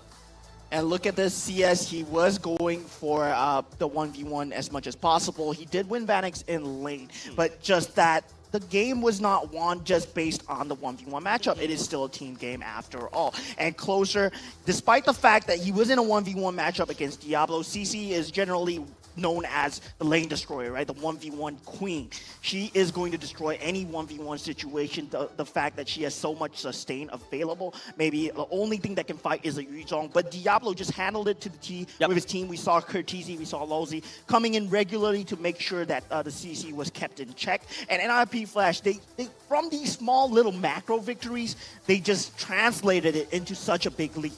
Yeah, so what RSG did in the early game was a massive win, right? But NIP Flash caught up with small little wins that added up to a bigger win. So basically, that was the storyline of that particular game, number 1. You talk about the sustainability from Closer, there you have it. Fighter Emblems, Brave Smite, Festival of Blood as well. The reason why Diablo was having a lot of trouble in the early game, but as long as Diablo doesn't die, as long as he gets his item, he farms up, he avoids the fight confrontation from the side of Closer, he should be able to deal because he is going to be a macro Benedetta anyways. And look at that, the rich guy and the carry all being one person. It is going to be Vanix himself. Curtisi, of course, being the best wingman. Of course, the sandbag will be Brayyy. We did see that he was able to mitigate a lot of the early game damage. But NIP Flash, they realized the gap in net worth that they had and going for the decisive strike at the end onto Brayyy. Like, who would initiate onto a Fredrin? Like, who thinks about going? NIP Flash does. Yeah, and NIP Flash is like, hey, win one team fight, I win the game, right? It just they just close it out. I mean, that was a surgical game in the sense of, it was much closer than we expected it to be, but then all of a sudden they won that one big team fight. That game is over in 15 minutes. Yeah, and it goes to show that RSG, they did commit to the team fight as well. Given the fact that Brayyy already went down, it's still... There's the fighting spirit right there, the resilience right there for RSG. This is a team that has fought through so many obstacles just to get here. And it shows, right? Even if Brayyy goes down, we're going to keep fighting no matter what. But it proved to be the undoing. Looking at the total amount of heals as well, RSG was able to do a decent amount of heal because of Davey, right? But here's the problem about Angela's, right? Like, yeah, it's cool that you're are able to heal and also just jump into somebody and then provide that shields. But sometimes, maybe what you need is just additional bodies to absorb the damage and block it. Sometimes. Yeah, and maybe like an Edith or somebody like a Minotaur or some like a Tigreal to kind of just stand in the way. Then you can kind of protect your guys instead of just using the Heart Guard, which are kind of somewhat limited in that sense. Yep. It's a 2-for-1 special, I would say. But it's a moment where they're going to have to go back to the draft. Let's see how it was. I didn't really like the first pick, Pharsa. We talked about the weaknesses of that. There's definitely holes in that draft. But I expect RSG to bounce back in Game 2. Yep. Yeah. And we'll see what Professor Churros has to say in his Off the Desk segment. What's going on, guys? Prof. Churros here again off the desk. And can I say, this was an exciting game. In the early game, a little bit slow for Flash to find their footing. RSG could have won everything, but these two clips were what broke RSG apart. This was the second turtle fight, but before we go into that fight, let's talk about that draft. What RSG wanted to do was basically what we seen against the game against Bleed. You have the Pharsa right here, dealing a lot of damage, enough for CS to come in and just do cleanup duty. But the fact of the matter is, there was not enough damage that they could sustain upon themselves once Flash comes up online. We'll take a look at this team fight where Brayyy was already in position to go for this turtle fight. He was able to go for a turtle dance, try to get a push and pull away from Hades, but knowing that CS is nowhere to be found, he goes for the buff instead. But this is a little bit mind-boggling and questionable for me because the fact of the matter is, with a tank jungler, you're able to contest for these main objectives, and you're not an assassin jungler. So assassin junglers, you're able to prioritize these buffs, but they take the long side and try to go towards that mid side. Knowing that Diablo is slowly rotating up to CS, they want to try to protect their assets. So something a little bit about business for you guys as well. So Brayyy, I don't know why they sent Brayyy in there, but knowing that Banix is well protected by Team Flash, GodZilla wants to find an opening, try to go in with the Feather Airstrike to try to get a lot of damage down. You've only got closer in the turtle pit, trying to deal a lot of damage and trying to pull the turtle away from Hades, but without that retribution, and Lawsy doing a very good job using the Way of the Dragon, kicking Brayyy out of position. You got Diablo manhandling CS on the top side. This was an easy turtle, although RSG was able to take down Lawsy's life. So trading the roam for the main objective might be a little bit questionable in my opinion. But this is the power of the Dream Team. And I want to talk about this a lot more because of the fact that Flash, we call them the Dream Team because they have God, first and foremost. They have two demons, the Lord of the Underworld, the Lord of Destruction, and then you've got Master Oogway down with the Cho, and you've also got a genius, Dexter's Laboratory, finding the right place on all of this. There's no way you can disrupt their team fight once God gets online. It's just protect the President all the way through, and look how Diablo rotates, and this just sets the precedence of what a EXP laner was supposed to be. This doesn't just go in straight. He waits for the right time and opportunity, knowing that the main condition is GodZilla. Once GodZilla pops that Feather Airstrike, Diablo finds his way in, takes GodZilla down, protecting Banix on that backside, and they just win that game. So this was just an amazing gameplay, especially from the side of Team Flash, and I'm so excited for game number 2. Boys, bring me over to game 2. I'm staring into the face of God himself, right? Vanix, you just mentioned that. And of course, I thought he's Lord Vanix, not Lord Vanix just became God Vanix. Yeah, because why be a lord when you can be a god, right? If you guys catch that. I mean, lords get reference. taken down every like 8 minutes, 12 minutes, 18 minutes, so, but gods don't. So that's why Hades and Diablo are there as well, gods of the underworld. We saw RSG. They fought through hell to get there, and to meet Hades, Diablo right now, it's going to be extremely scary. It's going to be a very, very tough uphill battle for them to climb. They know what they have to go through. But before all that, all of these gods, right, of course, we have to talk about the curses first. Yes, we have to talk about the curses. We have the Jujutsu Kaisen event that's going on right now, and you can get all these collaboration skins available. Gojo Satoru, Yuji Itadori. Of course, you can get Noba. Nobasaki. Nobara. Nobara. Right. Yes. So that's all available on the event right now, and of course you can get a lot of spins available. First 10 spins would be I think 450 diamonds, and of course you get the daily half diamonds off as well. I'm going to spoil everybody. Oh well, but don't spoil anybody on Jujutsu Kaisen, man. Did you do it live again? No, I just did it quite a few times. Oh my gosh. But jokes aside, right, ladies and gents, don't forget it's already a limited time return, and not only just that, it's also got some improvements, especially for Yuji's ultimate, right? So get yours right now. I've already secured, like, I think I've got Nobara, I got Megumi, I got... okay, now you're just showing off. Now you're just showing off. Skinner. Let us go to game 2. Let's go into the draft here and see what RSG do differently in this game coming up. Yep, that's right. If I'm not wrong, right? Yuji's story right now in his ultimate, he turns into Sukuna, right? Yeah, he is like kind of possessed by Sukuna, and you go into the domain expansion. It's kind of cool. Especially, I love it when the skins actually go in line with the characters of the heroes as well. So I'm digging that one. But ladies and gents, let's take a look at the draft once again. Pacifist will be putting RSG back in first pick. NIP Flash going in second. Yeah, and we do see the Benedetta being taken out. And the fact that they try to ban out Lalzi as much as possible. They took out so many frontliners. And still, the Cho being a problem for them was just RSG just not having a good time, right? NIP Flash just making a statement. Now RSG, they're doing the same thing again. They're picking up Farsa. Just now, you won't have the Benedetta.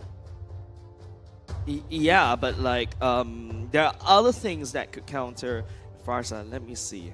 Valentina's, Paquito? the Yves, the Yuzhongs. RSG is literally saying, hey, here's my win condition. I'm just gonna let you guys see it. You can just basically he's just showing it to you right now. NIP Flash know what kind of draft that RSG is gonna do, and we'll hope for something new coming from RSG. RSG are probably going to put CS on the Farsa. It's going to be a gold lane Farsa. But all jokes aside, we do have the Cho and the Nathan being picked up from NIP Flash. Okay. Nathan, of course, on Lord Vanix himself. I mean, God Vanix, as Professor Churros has put it. And Lozi would be handling the Cho as well. Fredrin would be the jungler or the EXP lane of choice from Team RSG. But we have seen that they lean it towards more for the jungler. And Roger would be the gold laner of choice. NIP Flasher, they still have the Farsa to answer for. Cho, I feel that not too good of a pick-off when it comes down to the Farsa. You want to play keep away for the Fredrin as much as possible. And Paquito would be the pick of choice. Yep, Paquito for the side of Diablo. Interesting picks coming up from the side of NIP Flash, but however, this is somewhat similar to... This is the exact picks that RSG SG in game number 1. This says that, hey, our draft is not an issue. It's our execution. That's what Pacifist is just telling everybody right now. Yeah, I mean, I feel that they did have a lot of moments in the early game, all right? They were just disrupted by Diablo's stellar play. That Petrify, it still haunts me right now. Like, who expects that out of nowhere, using the Lecto final blow to just get the space, Petrify, and just buy so much space for your team? Now Esmeralda being taken out, that might hint. I mean, they already have a Paquito, they already have a Cho, but they might add on another form of shields onto NIP Flash. Right now, it's just, I feel like NIP Flash, that Esmeralda moment, I feel like it's just meant to kind of counter against Closer. But now RSG, this is a very smart move, taking away Curtizi's Valentina. Now what you're left with? We're left with the Faramis, or if you want to go back into an old meta where it's a Farsas versus the Eve, that kind of era, yeah, the Eve is still wide open for NIP Flash to take. Yeah, it's like, welcome to my world, right? The Farsa just holding the Feather Airstrike, the RWM from the side of Eve. We're going to see control of areas, and they're going to try and fight for these areas of control as much as possible if they do pick up the Eve. But NIP Flash, with the final ban, they will be taking out the Grok. Yep. Grok is something that Dairy can play as well. RSG, if they really want to go for something like, if I'm looking at Dairy's picks right here, right? Like Kaja is still also kind of good because you can also Divine Judgment and then pull somebody into the Farsa's burst damage. It kind of works as well. And don't forget, the Farsa Feather Airstrike also helps Roger to burst, to do that initial burst. And that's the reason why, if you notice, CS went for mostly of a traditional Roger kind of build instead of your DPS build that we start to see in other regions as well. So it's basically RSG identifying that these two will be your main damage dealer. Fredrin will be tanking in the front. But I feel like in the previous game, RSG is lacking more front line, right? So right now, I hope they fix that problem by picking someone like a Minotaur, which is also open for the side of both teams. Yeah, Guinevere being the choice of ban for RSG. I mean, Hades was a problem for Closer on the CC during that point of time. But still, NIP Flash, they have yet to pick up the hero of choice for Curtizi. Yeah. But, okay, that's going to be a barrage. Yeah, secured by the side of NIP Flash. It's going to be a little bit stronger. There's an AoE kind of thing. And you also get to go into the Daytona's welcome right into the Farsa. So that's, I think, how NIP Flash wants to play. So, yeah, pretty smart coming up inside NIP Flash. NIP Flash is just saying, hey, you want to draft a Farsa first game, first pick? Don't worry. I have many ways to counter that Farsa right now. Yeah, and with that RSG, they have 2 more picks to come through. They will have to pick up the roamer of choice and of course the EXP laner for Closer as well. I mean, Yuzong would be an extremely strong just overall pick from the side of RSG, but they have yet to see what Curtizi is playing on the mid lane. So it's going to be an extremely hard pick to just commit into. It could be something very wild, right? Especially when NIP Flash decides to pick that one. There you go. We talk about front lines. RSG goes for a Edith on the EXP lane and the Minotaur in the roam. Exactly what you need. Making sure that you have 3 front lines for the side of RSG and protecting Farsa, making sure that Roger, once he's ready, he just jumps over the wall to deal the damage. Now, we're looking at NIP Flash right here. Where is the access towards the Farsa? Paquito, yes, it's a flank. Cho, yes, it's a dash. It's still not too bad. But I'm looking at something easier, hopefully, but I don't think they'll be going for that anymore. Now, Curtizi, what are you playing? Are you playing something that could also access the backline easily? Gusion? No, we were all memeing and dreaming. Yeah, I think that's a little trolly. Like, you can also go for the Eve as well to set up the box, right? But ladies and gents, it's gonna be a... What? Oh my lord, we have the Curtizi Martis on the mid lane, bringing the Curtizi special. My brain. Oh, my brain just melted right here. Why do we even try to analyze NIP Flash, man? Man, this is NIP Flash saying that they're having fun, ladies and gents. Hopefully, we give you guys entertainment. We talk about accessing the backline. Martis can basically use the second skill to just hunt through everything because he's CC immune anyways, right? And then after that, just drop the first skill, deny the Farsa from the Feather Airstrike, and there you go. That's basically what you kind of need. But yeah, they also already have the magic damage in Vanix right now. So Vanix has converted himself instead of being a gold laner, he's now the mage. And here we go, ladies and gentlemen. We will be bringing you guys game 2 of the grand finals. Best of 7, RSG SG versus NIP Flash. RSG definitely need all the support right now. This is basically a good matchup in order to play around with GodZilla. But how do you play against a draft like this? Okay, there we go. Yeah, they'll just take that first kill. Curtizi just catching him out. GodZilla really didn't expect that. I wasn't even able to finish my sentence. And Action's gonna happen. GodZilla got it. We just got into the game and 1 kill has already been taken by Curtizi. I mean, March's mid lane might be the pick of the century here, guys. The terrible duo. The one part of the terrible duo, Curtizi. Don't forget, if you're a low Z, you have the Concussive Blast as well that also adds on to the damage. I'm pretty sure GodZilla wasn't expecting that one. And Diablo just being a menace on the top lane for this close, trying to keep the lane priority to his advantage as much as possible. And the way that Curtizi operates on this mid lane, right? We saw him playing the Marches, we saw him playing Terizla as well. His wave clear is extremely standard and extremely well done from him. And the way that he rotates on this Marches, on this Terizla is always to help his EXP laner. But now Diablo does not need help, so he can actually go towards Vanix. Yeah, Curtizi right here. The MVP of the regular season, just reminding me back then when Team Flash had Jay, right? Basically somebody can also play in the mid lane. RSG has to play a little bit scary right now. Yeah, Vanix might be in a slight bit of tiffle here, but Brayyy just hitting level 4 right there. Does have the Breezels route, and Kurtizi does choose to go for the top lane, wanting to hit the level 4 as fast as possible. Him having the decimation would mean a lot of momentum for this turtle fight, especially if he can find the pickoff onto GodZilla once again. GodZilla level 3 should be taking to level 4 after this wave. It's all about NIP Flash wave clearing easily. Look at that. Now, RSG is a little bit slow for the count. NIP Flash can set up for the turtle. Yeah, turtle already falling almost to 1/4, and Kurtizi going in. Brayy's about half-life, but Hades has already taken the turtle. They've got GodZilla again, and Diablo chases him down. Derry just gets back, but Closer is caught into no man's land. He tries to onwards forward, and he tries to get on out of there. He's going to be fine.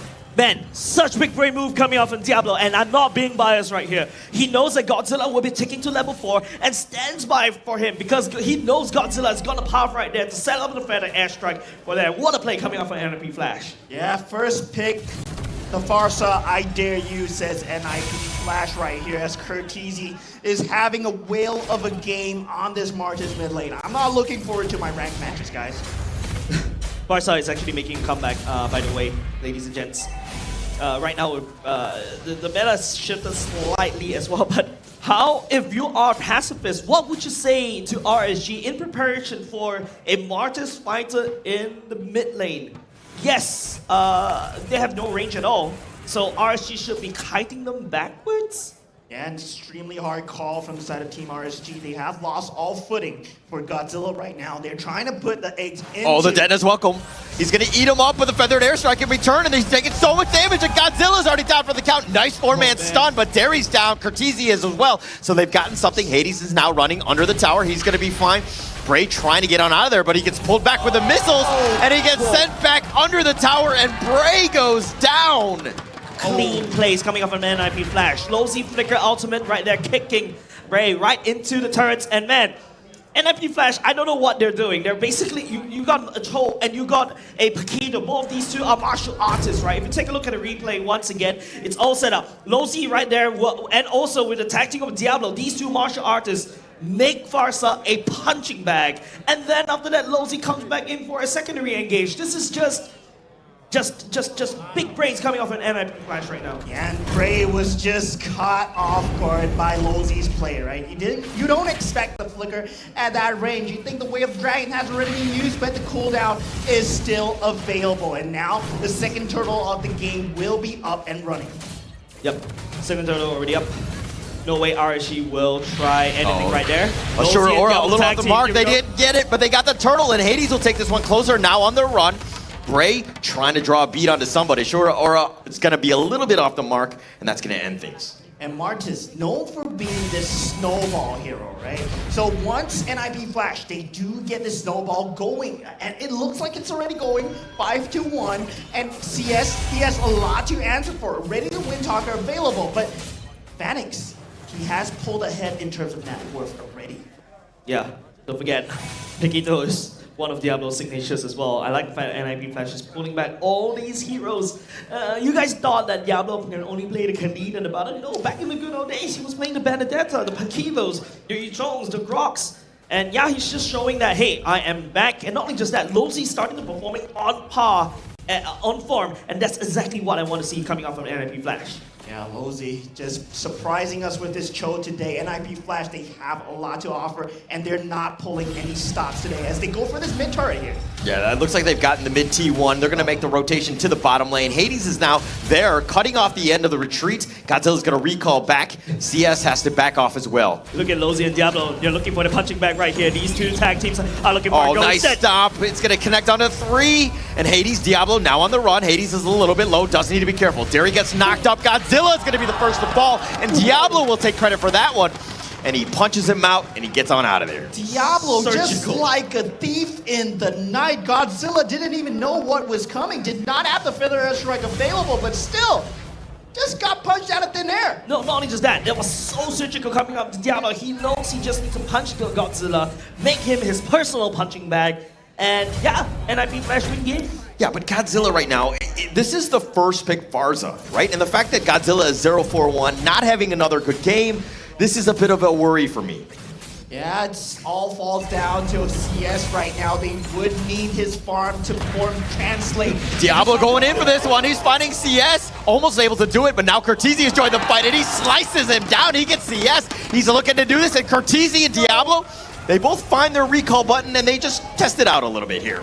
But Closer gets Way of the Dragon. He gets kicked back the Feathered Airstrike. Onwards keeps Closer alive. Brayyy hiding in the bush. And I think that's going to be the end. No, Lousy wants more. He's going to go for Brayyy. He's going to go for this one. Nice stop, though. That in return, Closer, though, might have been left for dead. And he does go down, and Hades will take credit for that.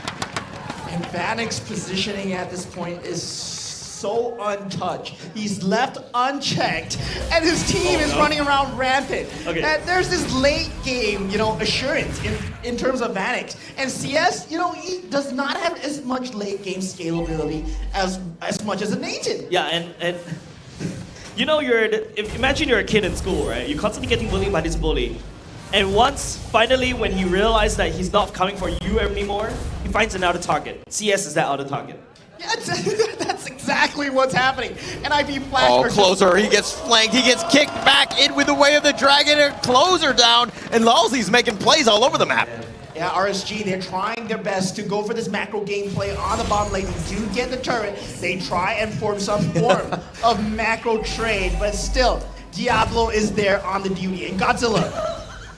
Oh, he goes into bird forms, transforms on out of this, but he can't save the T2. NIP Flash take the mid T2 as well. They have a lot of space. Yeah, it's really hard for RSG to play right now. Both of your damage dealers are basically offline. They need more farm. Just looking to go 6k in the matter of 8 minutes. Still winnable for the side of RSG, I would say, going to the later parts of the game. It all boils down to GodZilla setting up really well, but you look at how NIP Flash is just playing it. GodZilla is not able to play the game at all, and they're looking for CS, and Diablo could just punch him. There's no counterplay coming up from RSG at all. I think the best thing for RSG in this game is the fact that Diablo has the RSG emoticon. Yeah, why not? And now the Lord is already up and running. I feel that RSG, they have no say in this. They're just trying to get what they can, and they do get the top lane turret with trading for the Lord. RSG, they do not want to run into NIP Flash right now. And look at this. They're looking to go for the flank, and Lalzy's up in front, finds Derry, kicks him back, he right into Cortezy, and Derry trying to get out. He does the stomp, he gets knocked up, he flickers over the wall, but Cortezy thought about it. He dodges the Earth Shatter from Closer. Hades is going to join the fight.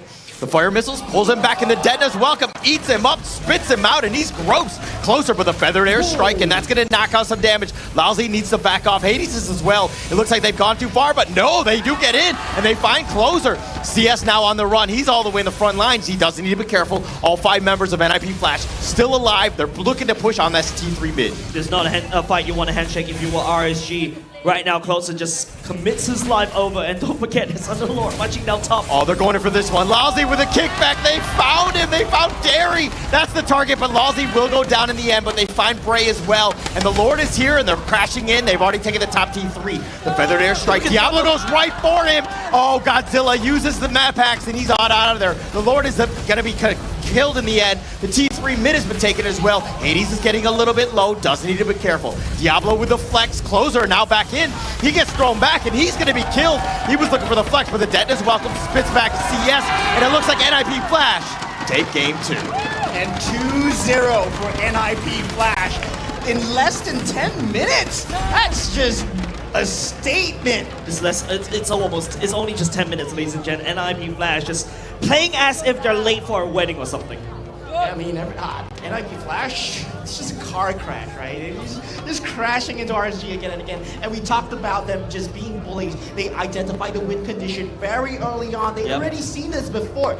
Farsa, you pick it again. How dare you? We are NIP Flash. How dare you pick this again and again, and we will find a way to stop you in another fashion. Yeah, we picked the Martins in the mid lane. Yeah, and not only just that, like the fact that you will expect like things like, oh, the Benedetta, which pacifist is already taken away, that was a problem. I agree. Yeah, there's also the Yuzhong that's still available. It doesn't matter because you can see how Diablo just walks up to GodZilla with a feather airstrike and just punches him right there and then. Not really much you could do. And I mean, it was a very good game. I think it was complete control. I mean, less than 10 minutes. That's an absolutely insane game, right? Yeah. Very structured, understand what they did to do. But I think this was kind of won in the draft phase. Yeah, we gotta break this down, right? I mean, for the MVP, I really feel that it was Curtizy because I feel that in the early game he did so much damage, but of course you would think that is Diablo, right? Diablo is just going around. Oh, but no! apart from that, it's okay. Lozi also, if you notice, he's had been landing at least 3 to 4 man knockups. And if Diablo is not there to burst down GodZilla, there is still Lozi. There is this second factor. And like I said, in one of the earlier parts of the game, this is one of the best games I've seen from Lozi as the Cho. Yeah, I mean, it's one of the scariest Chos that we've watched this entire MPLSG. I mean, might be the only Cho that we watch this entire MPLSG, and Lozi has pulled it out. He's shown his hand, and his hand is extremely strong. His pocket aces. It's gonna be a Cho kicking you into the tower, and he gets the flicker off every single time. Yeah, it was very clean. Some of the execution that Lozi was able to do slip on by. And this is exactly what the roster from the side of RSG was supposed to do, right? Yes, I have 3 front lines to kind of slow down the advances of the enemies, but how do you slow down Cho, where Shunpo is a CC immune thing, Diablo can come in for the flank, Mark is also a CC immune, he can just cut through you, it doesn't really care anything, and GodZilla is just basically this soft underbelly from the side of RSG that was just left wide open. Completely controlled, right? Like, his positioning, understand where he needs to do the Way of the Dragon, just to kick back, very smart. He's very aware of where everybody else is. Like, Brayyy was just barely out of position, kicks him out, right under the tower, and they end up killing him. So, plays after plays after plays allows he's been doing it all playoffs, actually. Yep, let's take a look at the MVP highlights as well, that you get to see more of that tag team. I'm looking at this Lozi Diablo duo as well, right? Where Farsa became a punching bag, and then after that, CS became one of them. But I think this is around the mid-game parts. Yeah, this is a mid-game where, I mean, RSG, they wanted to go for this, but Diablo going for GodZilla, that was just out of thin air, right? Diablo is just dealing so much damage, but Curtizy with that flicker, just amazing macro and micro coming out from Team Flash at this point. They are peak performance at this point. Yeah, and that first highlight, if you saw earlier just now, that was so precise. It was almost a doctor. It was so surgical.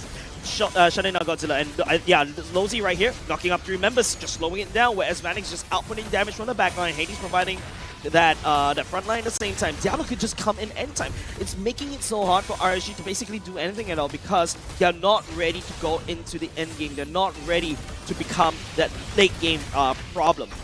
Yeah, and with that feather airstrike, right, you once you get knocked up, once you get hit around, this one, look at that. It's gone. And Diablo is just having a great time just going into the feather airstrike and just beating him up.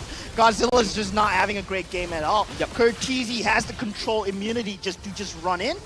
And the Cho has the control immunity as well. So Farsa, you're totally answerable. All bases covered. Even Vanix himself, he has an ability to stop the feather airstrike. So every single hero can stop you. Yeah, so I really want to see something else coming out from RSG, especially for the side of Pacifist, right? I think first pick GodZilla is a good idea in the game 1. But if it doesn't work, I think we should look at other avenues. Yeah. But, okay, it's a best of 7. They have a little bit of time to kind of play around. Maybe they thought it was more around the players more than anything else. Just not a problem with the heroes. But we're seeing that actually... you know, NIP Flash have the perfect counter. They know how to counter the Farsa, which is very static. Yeah, NIP Flash just saying that, you know, we found out your strategy the first time. I mean, we can do it once again. And they kind of perfected it, right? The game was just 10 minutes and 27 seconds. NIP Flash is putting on such a statement. Lozi just on the Cho, improving just spectacularly, exponentially, to say. Yeah. And let's take a look at the items, I guess. Right now, it's just... You can see how GodZilla is struggling to build into... I believe that's a Lightning Trunking as well. If you notice, GodZilla has constantly built into the Blood Wings. Blood Wings is a very expensive first item as well. So he needs to get a very good early game, but getting shut down at like the first few seconds of the game is definitely a painful way. He underestimated Lozi's and also the damage coming off from Curtizy. These two at the level 1, this mid duo is also going to slice and dice you to hell. Yeah, and Closer, he did not find a game, any semblance of a game at all. He was consistently caught, consistently just found out by NIP Flash. in terms of GodZilla and Closer, right? They feel like they were the bully kids on the side of RSG. NIP Flash just identifying that they were the win conditions coming into the game, because Closer, he can soak up a lot of the damage available and then return it onto them. He does have a lot of shred through as well for Vanix to worry about, for Curtizi to worry about. So Closer was just being shut down again and again and again. I'm just looking back at the draft in a sense where 2 games in a row, NIP Flash has denied Closer from his Esmeraldas. And you can start to see a little bit of a choke coming up from the side of RSG already. I just feel like while Brayyy is having a good time in the lower bracket finals, especially now he's starting to pull out his Fredrin. And with 2 games, yep, they literally banned away the X-Borg as usual from the side of Team Flash. Now, what left? What can RSG do? Like, what are the other things that Closer can play? I'm looking at maybe like the Terizlas that could come up potentially, right? Coming up from RSG. Yeah, they still have a lot of things in their pockets, right? RSG, we did see him, we did see Brayyy pull out the Ling as well. There's still a possibility. It has been an available pick most of the time, but they've been into this Esmeralda for too long. Closer on the Esmeralda, Brayyy on the Esmeralda. It's too big of a flex pick, and with CS on the Roger, you have to give some form of front line, and that's why they keep picking the Fredrin. That's why they try and keep picking the Edith as well, so that CS can have the undivided jump in attention. But it feels like NIP Flash, they've figured things out. We know exactly what you're doing.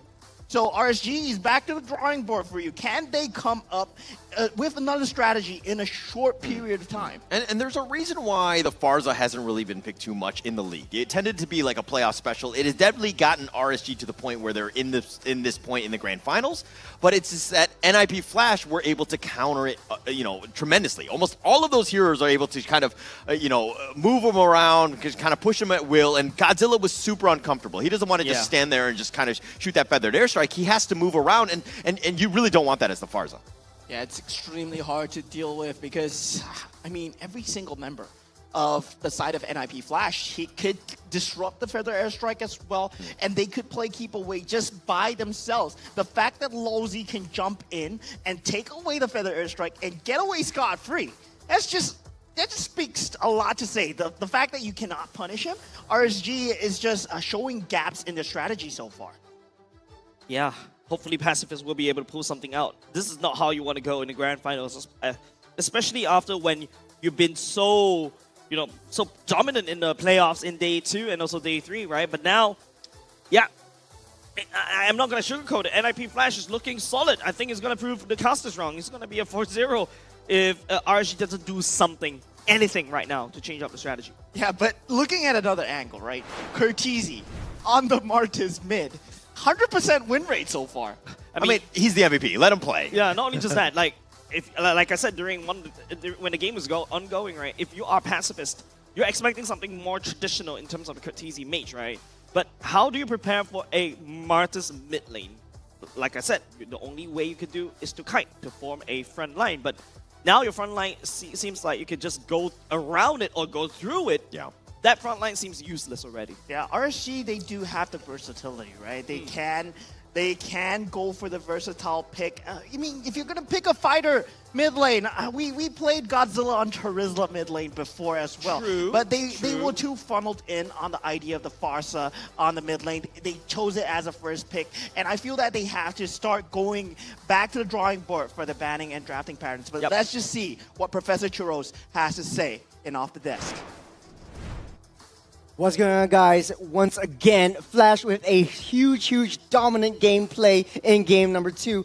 The fact of the matter is, Curtizi could pretty much play anything he wants. The Martis mid was just there just because, remember, I don't know if you guys remember in game number 1, they tried to do the same thing with Derry. Just get that early kill, get that early snowball. And this time around, in game number 2, they got an early kill onto GodZilla. It kind of seems like RSG kind of only has a couple tricks up their sleeves in terms of their drafting. So picking up the Farsa, picking up the Roger, it's pretty much a mainstay. You have 3 beefy boys just defending the CS, dealing a lot of damage. only if GodZilla was able to deal the initial amount of burst damage coming through. Well, NIP Flash, they identified this, so picking up that Martis was able to just disrupt that backline.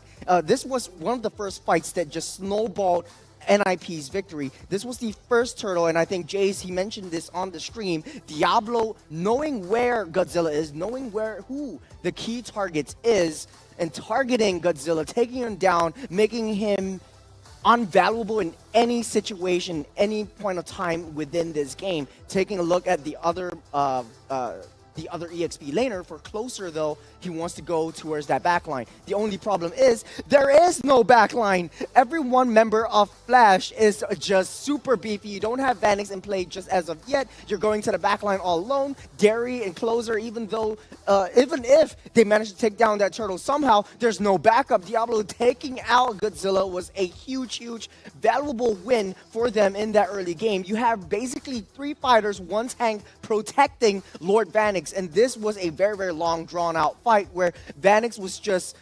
super protected. They're playing a 4-1 composition, a very, very typical draft or typical synergy that Flash likes to play, especially with Diablo in that offside. He's taking out 4 members. He knows where all the vision is, and all he needs to do is tell the rest of the team where the rest of the members of RSG is. And knowing that, the rest of RSG, the rest of Flash, so to speak, once they finish up that Lord, they're going to collapse onto them, try to get a sandwich onto anyone. Lawsy wants to identify Derry, which is a huge play for them because you need Derry to have a very good setup, or if not, just pop that flicker, burn it down before going in hand. And the rest of this is pretty much history. Flash is just crazy with this gameplay. They're going in, fight after fight. They're cycling them. As long as Vanix is alive, they're staying in these team fights, staying in these battles, and they're just making plays. They're making everything count. What I want to see for Game 3 is how RSG is able to adapt to Flash's onslaught going into the Grand Finals. Boys, bring us to Game 3. Thank you very much, Heroes. Especially breaking down at that one particular moment, I feel like it really goes to show the growth of Diablo and that experience. And you know, if you guys know this about Churo's background, like with the curtain and everything, seems like he's back into the office. Yeah. I'm right. It does give you that kind He of knows feeling, what right? he needs to do, and there's a reason why he's the best talent, right? Yeah, I mean, right. he's just bringing up a Congratulations, lot of knowledge. That's why we call him Professor. I'm learning a lot even for those segments, so it's great to have him on board. Yeah, and the way that NIP Flash, they just managed to get Game 2. I mean, we are going into Game 3. There's right. going to be a lot of mental factors going in. It's going to be a very long series, right? Still need 2 more games for Team Flash to bring us to the victory. Yep. But still, RSG, they've shown that they can fight back. They can. And they got out of the loser's bracket. I mean, I'm hoping that there's still some resilience left in them, and I hope that they do. Because, I mean, Brayyy, as a player, he's the only one left. He said it. And still, I believe that he can pull his team together, just find something in them. But this is Game 3, right? They cannot be down 0-3. This is must win for RSG. That's right. We were kind of on the hopes of, hey, RSG tend to lose that first game, but this is pretty much it. They like have to win that's Game just 3. you. No, if you check out some of the regular season games, right, they lost quite a bit. Yeah, we'll check it out. Yeah. Yeah, but I totally agree with you. This is not a game, especially game number 3, this is not a game you want to lose. If you lose this one, that's it. It's going to be a 4-0 instant steamroll, which is, I think, would not look really kind of nice if you want to go down the history books like that. But of course, apart from that, ladies and gents, you know what could help us as well is to just send us a feedback via the QR code, and we'll take a look at all your feedback. And of course, if you're thinking that Holler is very handsome, you can hit him up as well at Holler TV. If you think Moment is also very handsome, you can hit him up at Proton. Oh, yeah. Thank you. If you think Jace is very No, handsome, no, I don't think so. You can hit him up at Jace Cast. And I think especially if you happen to, of course, happy Father's Day. If That's you happen right. to be a single father, we do have Moment and, of Here we course, go again. Jace. And we have Churros, all 3 eligible bachelors for you, single dads. It's like we are being sold on to deadline right here. But Yeah. of course, we're going into Game 3, right? That's right. RSG versus NIP Flash. Still, it's still extremely on the fence for them. Yeah, it's not over, right? I think that there's a little bit of an issue. Like there's a little sense of urgency that needs to happen from RSG. But let's change it up with the draft. I think with one big change up, I think that they'll be in a fine spot.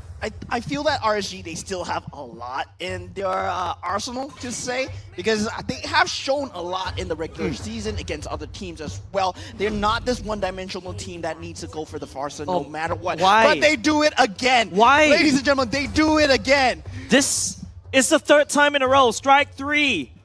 Do I need to quote Albert Einstein again? Farsa first pick. We're going for round 3, ladies and gentlemen. Farsa again. And most likely piloted by GodZilla, of course. Do we see the same strategy out of NIP Flash? I mean, are they trying to run out NIP Flash's strategies here? Like, you deal the Farsa so much, you condition them, and somehow you change things up. I mean, there's not MK Ultra, but like, it's like, why?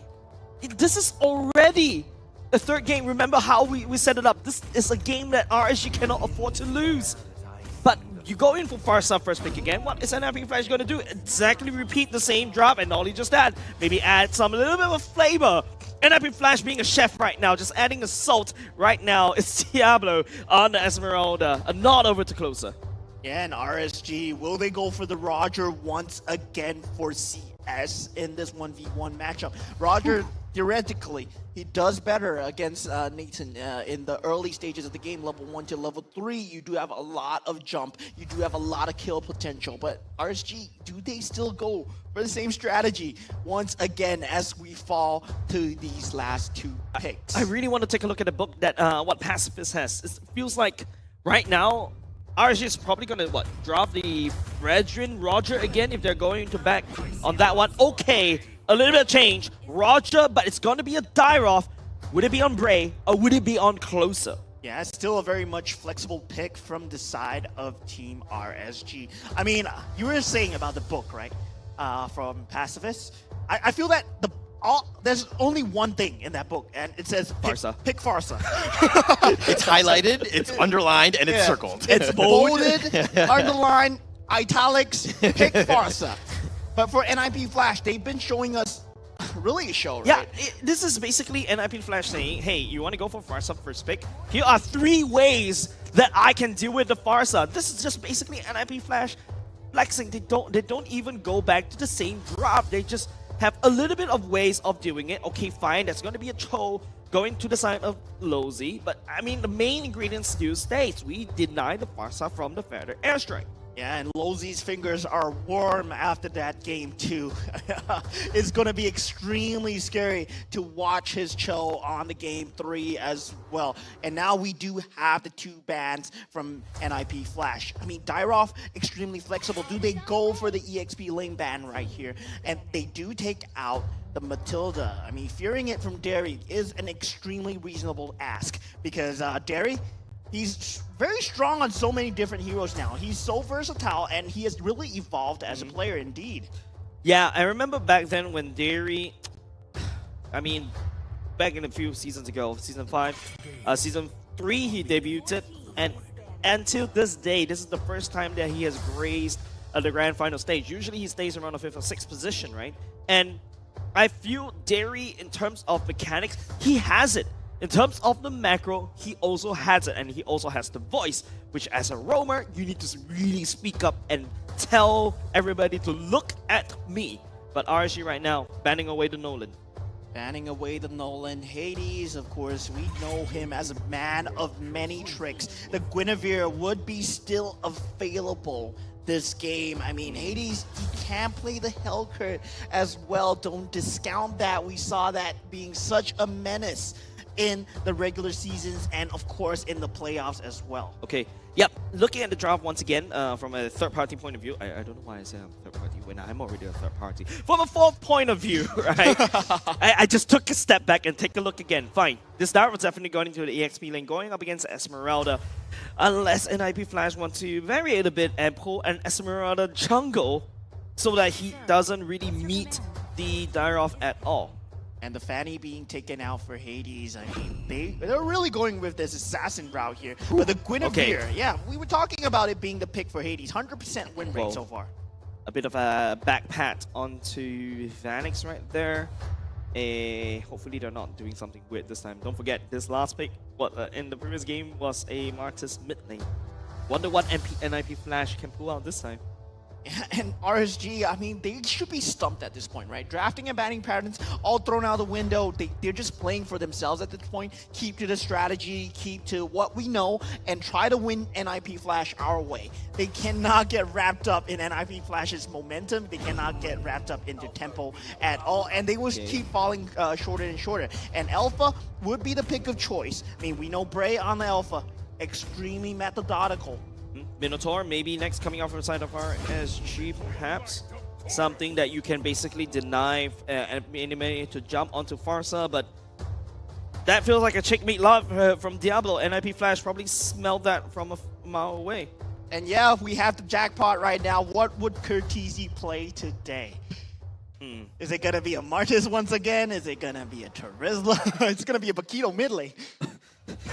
Or a Nathan mid lane, because don't forget that could also be viable, and Vanix could play something else, maybe like a carry that could shred through the Minotaur, but we shall see. NIP Flash right now, I'm just gonna leave it up to, I'm just gonna stop analyzing at this point. I'm just gonna leave it up to Adamir what he's gonna be able to cook up.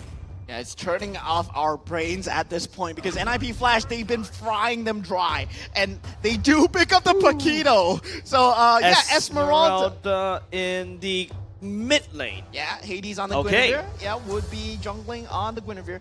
Lozy on the Cho, Vanix on Nathan, and we see the Dyrov is going to the EXP lane, given that the fact that, you know, Alpha on Brayyy is really just goes hand in hand.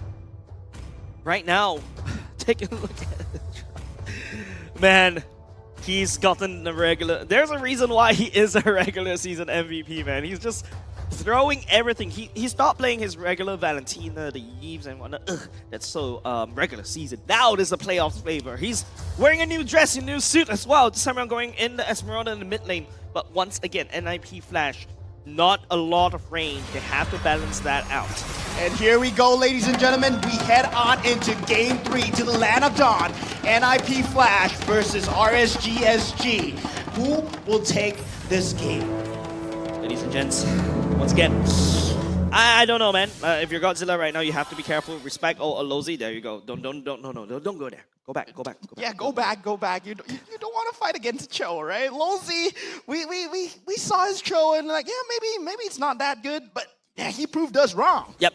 I love how Curtizi decides to take the Esmeralda instead, because you don't want the lane against a Dyrov right off the bat. Or it could be calculated, right? You bait the enemy to pick into a Dyrov, and then after that, you drop something that Dyrov cannot deal with. Maybe a Paquito where you could just, outmaneuver the Dyrov during the laning phase. And the fact that Lozy is placing so much priority on this gold lane right here, given the fact that they did not get the first blood on the mid lane, he will be in a bit of trouble, but no damage, no key damage being taken. Okay, Alpha going, Brayyy this time around going for the Alpha. Brave Smite is also selected as well. If you look at the emblems from closer, this is a very aggressive one, actually. In fact, Diablo mimicking the same one. They're going to go for this one. Diablo under tower. He does have the flicker, but he walks into GodZilla, and GodZilla will get first blood. This is quite a bit of a change from the last game. Yeah, RSG looking like a different team right now. They are still resilient. They are still keeping strong. Ladies and gentlemen, we might have a game on our hands, but CS... He's getting gone on here. CS getting very low. He gets chipped down, and Hades will take credit for that. Nice rotation, but Lalzi getting bursted by Brayyy. Did not expect that. Yeah, and not only just that, right? Right now, all of a sudden, RSG seems like they're getting control back in the game. This is exactly what I want to see, right? And if you see Hades just sidestepping these turrets around CS, CS didn't even bother to burn the Purifier. I don't think it's maybe because Hades wasn't able to also catch CS on the knockup himself. Now, Turtle Fight ensues. Turtle Fight, feathered airstrike just to zone it out. Lalzi's looking for the go, but Hades can't get over the wall. Brayyy will take the turtle. Curtizi getting a little bit low. Lalzi's on the wrong side of this. He's going to be killed, and Hades going back in. He does have a stun, and he gets a knock-up onto Brayyy. He does get the kill with a spatial migration. Curtizi running around. He's still very tanky. Dairy still with the stomp.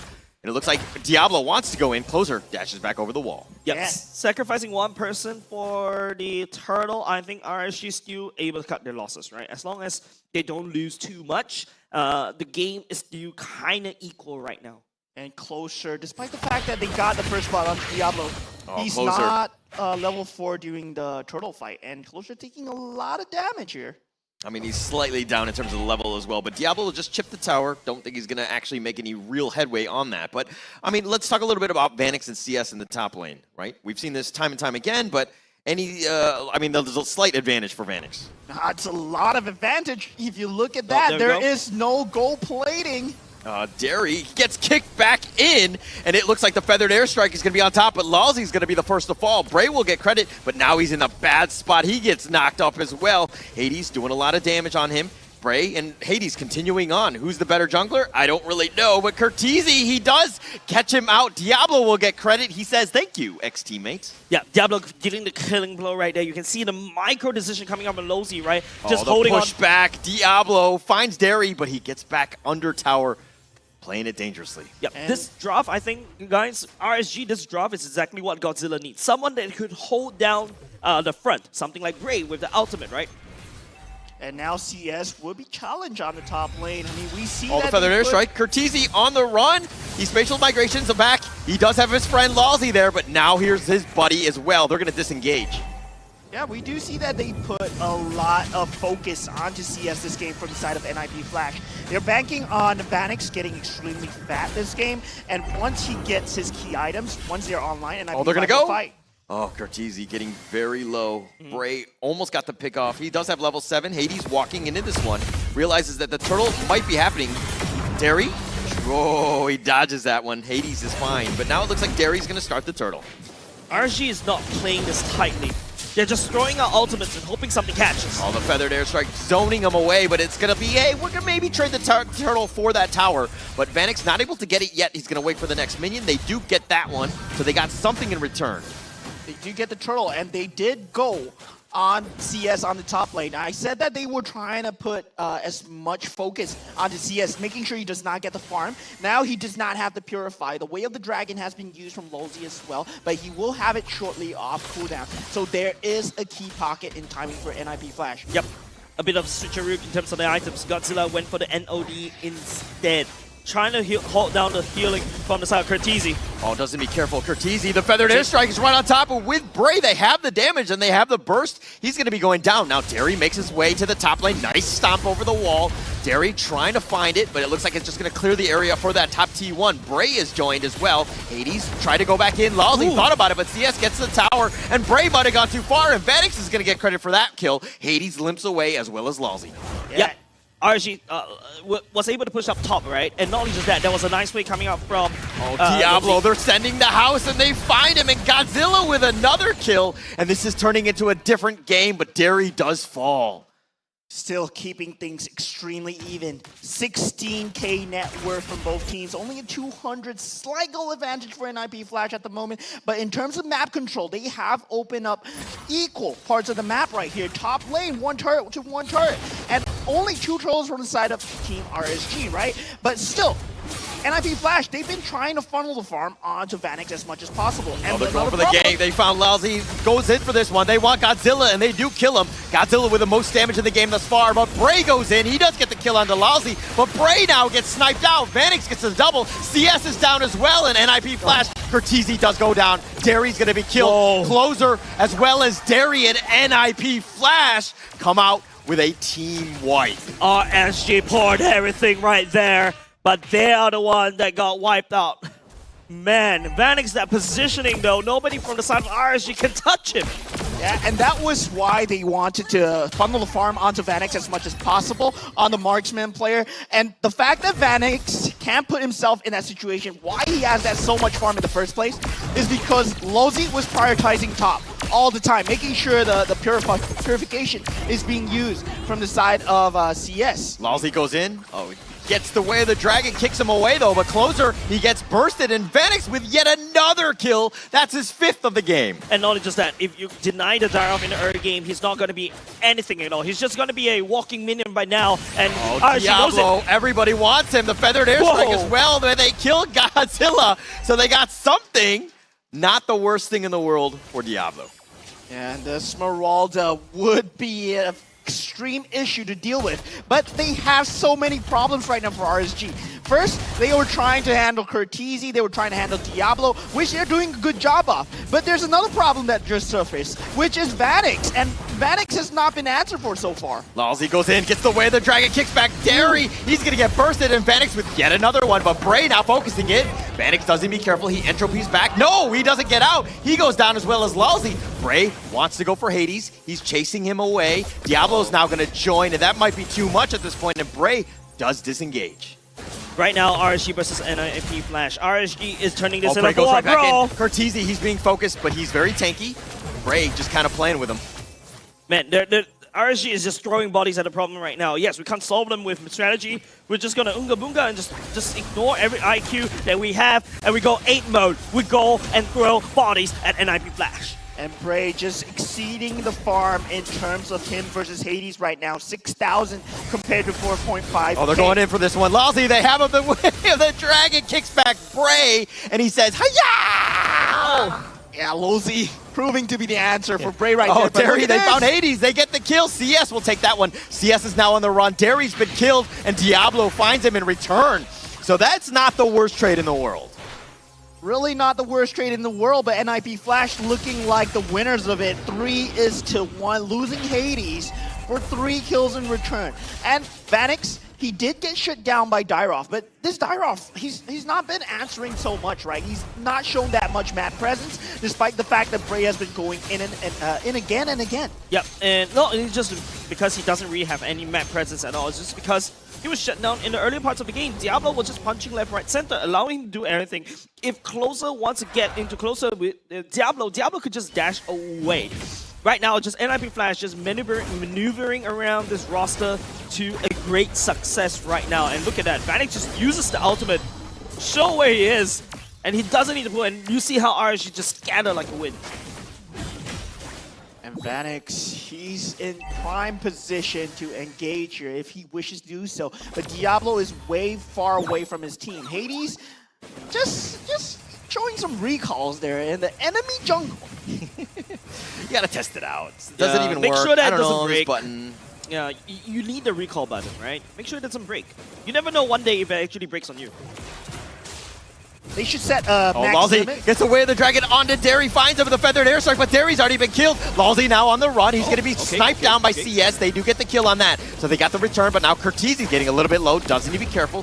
Hades still up in front. Brayy's going to deal with this. He really wants Curtizi, and he does get him, and Brayyy will take that. Yeah, but then there's a Lord also marching down top, right? RSG needs to go and fix the waves. NIP Flash, yes, these are 2 members. Oh, they found him. The knockup. They've got Brayyy in return.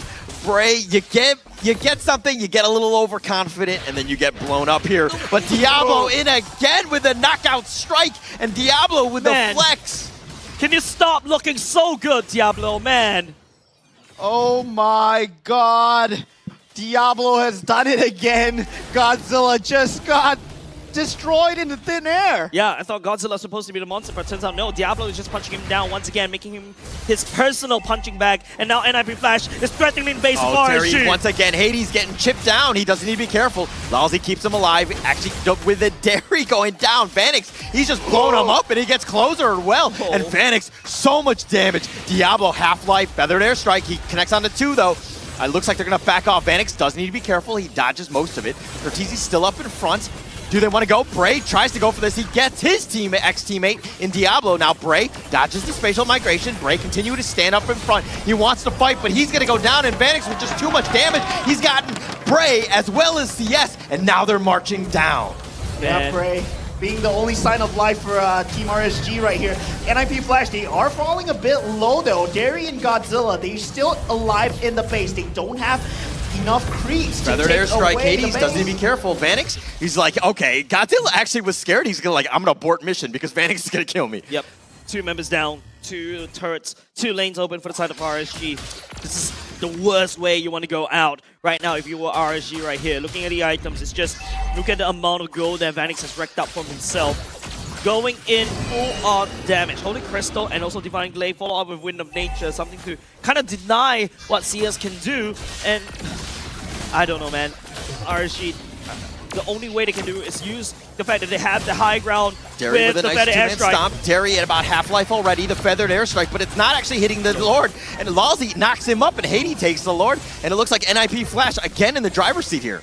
Yeah, they will have to disengage your RSG. They do not want any part of this. They want to hold in the base as much as possible. Keeping all 5 members alive is still a win for RSG right now. Like I said, it feels like NIP Flash is just playing as if they're late for their own wedding this time. RSG right now, you gotta have to ask the question, what's going on? Like, is this how you want to do Grand Finals? Oh, Brayyy finds Diablo, but Brayyy is going to be killed with the feathered airstrike. It doesn't really matter. The way of the dragon kicks back Derry. They're going to burst him out. Vanix is on point. GodZilla is next on that list. That's a double kill thus far. And now they want more. They've got closer. They've got the base, and they've gotten game 3.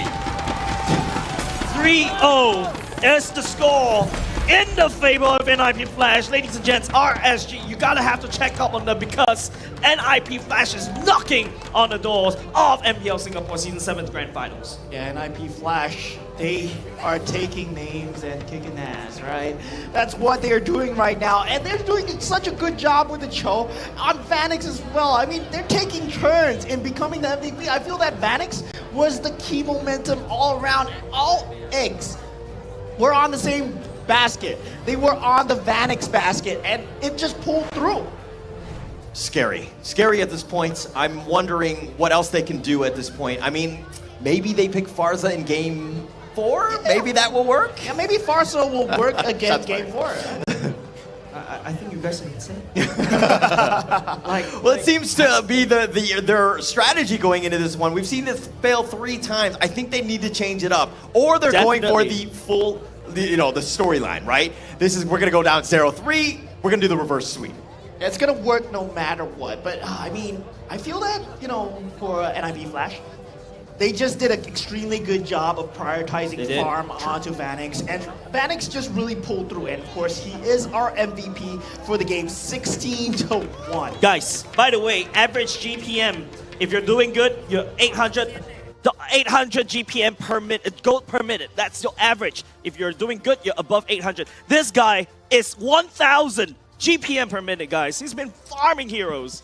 And the thing is, he did get all the gold plating on the early game as well. Before 5 minutes, getting a goal, all the gold plating in a professional game at the Grand Finals of MPL Season 7. Oh my God. It's tough. RSG has nowhere but to look up right now because NIP Flash is threatening that trophy right in the middle of the stage, ladies and gents. And even if you ban out the nation, right? Even if you ban out Vanix, even if you try to ban out Vanix, what can you do? NIP Flash, they have such versatility in terms of stepping up, in terms of individuality, in terms of team synergy. I mean, Diablo has shown that his Benedetta is a force to be reckoned with. Paquito as well. So you can put him on anything. And meanwhile, they have Vanix in the background. I mean, the only feedback I can give Vanix is the fact that he only got a 77% kill participation. It should be at least 80 to 90%, I would say. Come on, Asian Dad. Come on, Dad. I know it's Happy Father's Day, but you don't need to do him dirty like that. 77% KP on a gold lane is actually kind of high as well. And look at that first blood being taken. I mean, we did see a lot of early moves out of RSG right here. They were going for so much on the mid lane, so much on the bottom lane, and given the fact that Vanix was able to keep this great positioning, not being focused at all, getting the double kill here, just accelerated him even further. And Derry, I mean, this was the wipeout that we saw, right? The 5 people down for RSG, and afterwards it was extremely hard for them to recover. Closer just not having a good time at all. Early game being taken out by Diablo, just getting punched in the face over and over. Signs of a comeback over here, but still, Lawsy with the Way of the Dragon, just Brayyy getting caught out again and again. Yeah, you open up with a feather airstrike once again, and Lawsy just beelines towards you. If it's not Lawsy, it is Diablo. If it's not Diablo, look at that. Flickers for that one. Takes the damage from CS and taking it like a champ. Yeah, and Hades, we were identifying that Brayyy had so much farm ahead of Hades at this point, but still, it does not matter because they're going for the bigger picture. And they did so well in terms of locking down one by one. The Astral Migration into the Violet Requiem. Just being knocked up again and again. Then the Cho would come through. Meanwhile, Vanix is behind all along, just shooting the circles. Yeah, great time. I'm pretty sure that's not what he's doing. Let's not do that. That was very uncomfortable for me. Yeah, I can feel that as well. But ladies and gents, let's take a look at the items once again. Athena shield for the side of Vanix. Yep, but you have to deal with the GodZilla. But look at GodZilla's items, right? If you notice, at the very least in this one, RSG in the early game feels like they have a little bit of chance because GodZilla has switched up his items just a little bit, prioritizing on the NOD to deal with Curtizi. But once Curtizi has the Oracle, it's just like, yeah, I can tank and I can heal for days. And now the attention is shifted away from Curtizi, away from Diablo, and now onto Vanix, right? And Vanix, by the way, 3 games in a row, he's been playing the Nathan. RSG wasn't able to touch him at all because nobody from the side of RSG can get close towards Vanix. The only one that I can see from the side of RSG is perhaps Brayyy, right? Gap close with the ultimate and then go on in. And you can also start to see that once RSG, once closer, is not having a very good early game, he's basically just another member. Yeah, just running around, not able to find any key pickoffs, despite being the Dyrok, despite having so much damage available. Derry, we did see him land a lot of Minoan Furies as well, but it did not matter in the hands of NIP Flash because they went for the bigger picture. They went for the macro game, the target prioritization from Lolzy to just focus on the top lane. He's 0-5. Doesn't matter. He has that 10 assists because he just enables Vanix so much in this game, making sure that he has a great game against CS. That purification is always being used because Lolzy is there threatening him at all times. And CS, he has to watch his back no matter what. And that form of, just making sure he's conditioned to think that Lolzy is somewhere behind him, CS has to play so safe. He cannot take a safe 1v1 versus Vanix anymore. And NIP Flash, they've shown 3 different styles of gameplay towards this Farsa pick. Yeah. First game, we're going to do something. You're basically using the same lock again when NIP Flash can just unlock you with 3 different keys. Second game, we're going to do something. All right? This is why it's just I hope going into game number 4, RSG picks something else. Game 4, we're going to pick the Farsa again. Yeah, I'm thinking so. It's funny that you're talking about Farsa being like this lock. It's like difficult to open. I actually think it's not even like that. It's like a door that's already halfway open and then NIP just like walk in. Yeah, but the best part is they're having free reign at them. Correct. And the best part is they found out 3 different ways to walk in through that open door. Yeah, they found 3 different keys to unlock the same lock. Yes. Maybe they pick Farsa, but the key factor right now is maybe Cho and Nathan. Yeah, they ban it out. You know what RSG need to do? They need to ban the Farsas themselves so they can't pick it. That's next level, right? That's what I would do in my rankings. But, okay, we joke. We can sneer a little bit, but look. The items coming out from NIP Flash, also the emblems, it just goes to show that they have a dominant lead in the early game as well. Just take a look. Yes, early game Turtle goes over to the side of RSG, but once NIP Flash got the items for the side of Vanix, it just unlocks everything, right? Now all of a sudden, you doesn't get really much orange buff and purple buff because it's constantly given over the side of NIP Flash. Yeah, and RSG, they did their best to draft against NIP Flash. I mean, in the first few games, we saw that Lolzy's choices for the roam were being taken out one by one, and they picked up the Minotaur for themselves as well. Despite the fact that he showed the Cho already, they still gave over the Cho to NIP Flash as well, and he has been playing that for the previous 3 games. Maybe it's time to ban it out. Maybe it's time to take that out of his hero pool, bring him back to his non-comfort zone. I mean, put him somewhere. I kind of want to see them go back to their the original draft of like Roger with Brayyy. You had the Terizla, GodZilla mid. You had, the Moskov CS. Like that was kind of, that draft made a little bit more sense to me because it's kind of like running at you, right? It's a much better draft and you would have a much better chance. Exactly. Like Moskov was not picked at all. It wasn't banned at all, right? And CS could have picked up the Moskov for himself. And it's something that you can use to kind of deal with the Vanix as well because you have splash damage. Yeah, in terms of comfortability, I mean, it feels like they were trying to go for a kind of a brawly gameplay. They wanted to play around Dairoff. They want to play around Brayyy as much as possible. We saw Brayyy just kept initiating, trolling bodies again and again. It looked like they were on the cusp of a comeback. But behind all that, the macro gameplay was just not enough to pull them through. NIP Flash, they just made the better decisions at that period of time. They knew that Vanix would have the later scalability in terms of just the late game damage. Vanix just being on this Nathan just presented so much problems. Asian Dad, hold on, just take a look. 77% for the silent. Unacceptable. Are you my highest. son? No, he's the highest. It doesn't matter. It doesn't matter. If you don't have an A, what are you doing? At least 90%. Stop wasting my time, son, Vanix. Oh my! Happy Father's Day to me. Anyways, ladies and gents, it's a really tough gear in finals if you're on the side of RSG SG. RSG SG really need to figure out something right now because going Farsa first pick is not working out. Maybe go into second pick. All right, something new, something different. Please. Yeah, something different indeed. And let's just see something different coming out from Professor Churros and Off the Desk. Once again, guys, Flash has shown us time and time again very interesting ways to draft. And I think it's just because they're facing up against the same lineup that RSG has been throwing towards them in Game 1 and Game 2. This Game 3, I thought like, okay, maybe RSG might have learned a lesson. It's not working out. Let's change things up by... Instead of changing the Farsa and the Roger, they changed up, okay, let's put Brayyy back into the alpha and let's get that Dairoff. It kind of feels to me like in that draft and just watching as a spectator, it's just very tunnel vision, very micro-focused, like Closer just wants to win the lane against Diablo. And that was the major downfall within the entirety of that draft. Now let's talk about the Esmeralda mid. Basically, your mid lane's job is to clear your wave and then just support your side waves. The Esmeralda does that perfectly because you have an exceptional wave clear.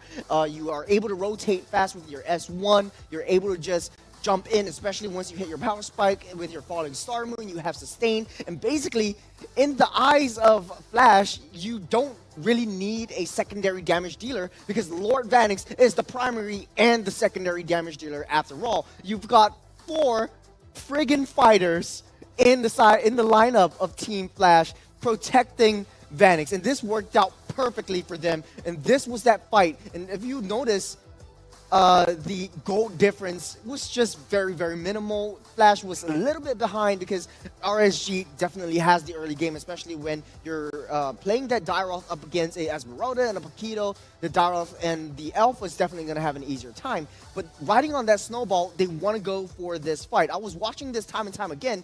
With all metrics, though, RSG shouldn't have lost this. This was the decision that Brayyy had to make. Go for the Vanix, a little bit under the tower, facing the wrath of Diablo, or go for Lawsy, secure that kill, and maybe sacrifice myself, because the rest of my team are coming in. But we all know how this story ends. Vanix just completely untouched, unhinged, going ham, and gets a huge wipeout that snowballed his gold economy, that snowballed Flash into the later stages of that game. Just like that, that's 3,000 gold lead for the side of Team Flash, and up ahead RSG. There's nothing much that RSG could do right now because you have a lot of lanes open, you're completely wiped out, and this was that last fight that took them all. Notice how Flash likes to play that 3-2 kind of composition. You have Diablo on the offside, Cortese, you're able to go into that the top or the bottom lane to support whoever. But it kind of seems like Brayyy is in his mental state. He wants to get a one-on-one fight up against Diablo, but he forgets that this is a grand final competition. He goes for it. Cortese jumps in to support Diablo. GodZilla pops his ultimate, and the rest of Team Flash just completely supporting Vanix. It's a macro versus micro play that RSG has to deal with, and once they pop all their ultimates, that's the call. Lawsy goes in. There's nothing that can disrupt the wrath of Vanix. And I'm so excited to see how they perform in game number 4. Lots of changes. One more game to the doors of MSC for Team NIP Flash, but will RSG be able to make that comeback story that they need so desperately need? Boys, on to you. A lot of emotions right now for me because RSG might potentially just not be able to get a game off of NIP Flash. It's already looking 3-0. Team Flash just showing their prowess right here, and it's really strong. Yep. But RSG, I feel that they have a lot of versatility. I feel that they are an extremely good team as well, but not working out for them. Yeah, don't forget, NIP Flash, they were the first team that broke history in Season 5, where it was usually a Bleed Esports versus RSG Grand Finals. Team Flash came in as player number 3. All right. After that, they won RSG in its fullest form last season. And now, this hero has started to suddenly grow into this villain in MPL Singapore within just one season. Yeah, where they were just not playing the fullest. During the regular season, they're just playing around. Yeah. It seems like a man among boys, so to speak. They've been completely dominant. You can throw anything at them in terms of the draft. They've been very, very smart with how they've been playing. Like they're very well coached as well, right? And it's difficult to see them up against the other teams because they're just so good. Like, how do you stop NIP Flash? Yeah, even Lozy has to apologize for stumping. Yeah, I mean, during the video. It's just going to be... That's a bit of a flex, though. I mean, let's be... Yeah, I'm sorry for stomping you, right? But now that's the case. How do we deal with this villain Team Flash? It's going to be up to RSG right now. They've been up against them. Game 1, Game 2, Game 3. They know their patterns in and out. I mean, you've been playing against them so long in this regular season. It's been a grueling 4 weeks for them. And now in this culmination, in this conclusion over here, there's going to be a lot of familiarities, a lot of patterns. And you need to draw all the experience right now into this draft. Yep. You got to put everything. And all the RSG fans out there, you have to invest your hopes in them. Definitely, RSG fans, if you're listening right now, they need your love. Send them the love. Send them the cheers as well. RSG, this is not how you want to exit stage left. At least put up a good fight against the villains. Yeah, I need RSG to win because of the fact that, selfishly, my own predictions would be correct because I predicted 4-1. So for that reason, RSG need to take at least one game. Me too. I need 2 more. Or 2. Yeah, but ladies and gents, onto the draft we go. Please, no first week passer. I mean, we would never know what to expect coming out from this draft. So far, we do see the standard bans coming out from NIP Flash, the Kadita, Spork, and now RSG, the meta.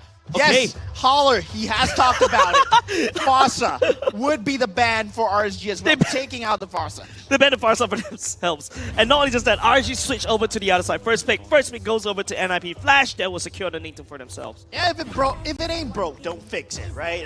Vanix on the Nathan so far has been doing extremely well, but RSG going hard and fast, playing the Charizla and the Esmeralda. We were talking about it. That strategy that nearly worked out extremely well for them.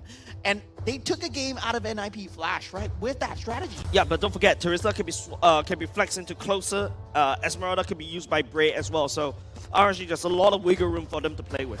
Yeah, and that just opens up a lot of gaming space for them. And this looks like a much better outlook coming out from RSG right now in terms of just banning and drafting alone. So NIP Flash, they will have a lot of things to answer for because RSG, with this similar lineup, with this Esmeralda, with the Charizla, in the fullest form of NIP Flash, RSG, they did get a game out of them. Now, do you go for the Darov pick coming off of NIP Flash, right? Darov can counter the Esmeralda, but you saw how NIP Flash doesn't really care about the Esmeralda at all. Doesn't really care about the Darov at all. They just bypassed him like a bit of a pebble in a stream, right? Now, NIP Flash goes for the Tigreal. Don't forget, RSG has been constantly banning the Tigreal for 3 games in a row. Lozy snap picks that up. Yeah, and I mean, RSG, they were up against Tigreal in this exact same lineup. They did have to answer for it, so it might be a winning strategy for Team RSG here, but NIP Flash, they've been studying them, they've been watching them since the loser brackets finals, and of course, they've had time to readjust their strategies. feel like right here, if RSG, you have to go for the Moskov.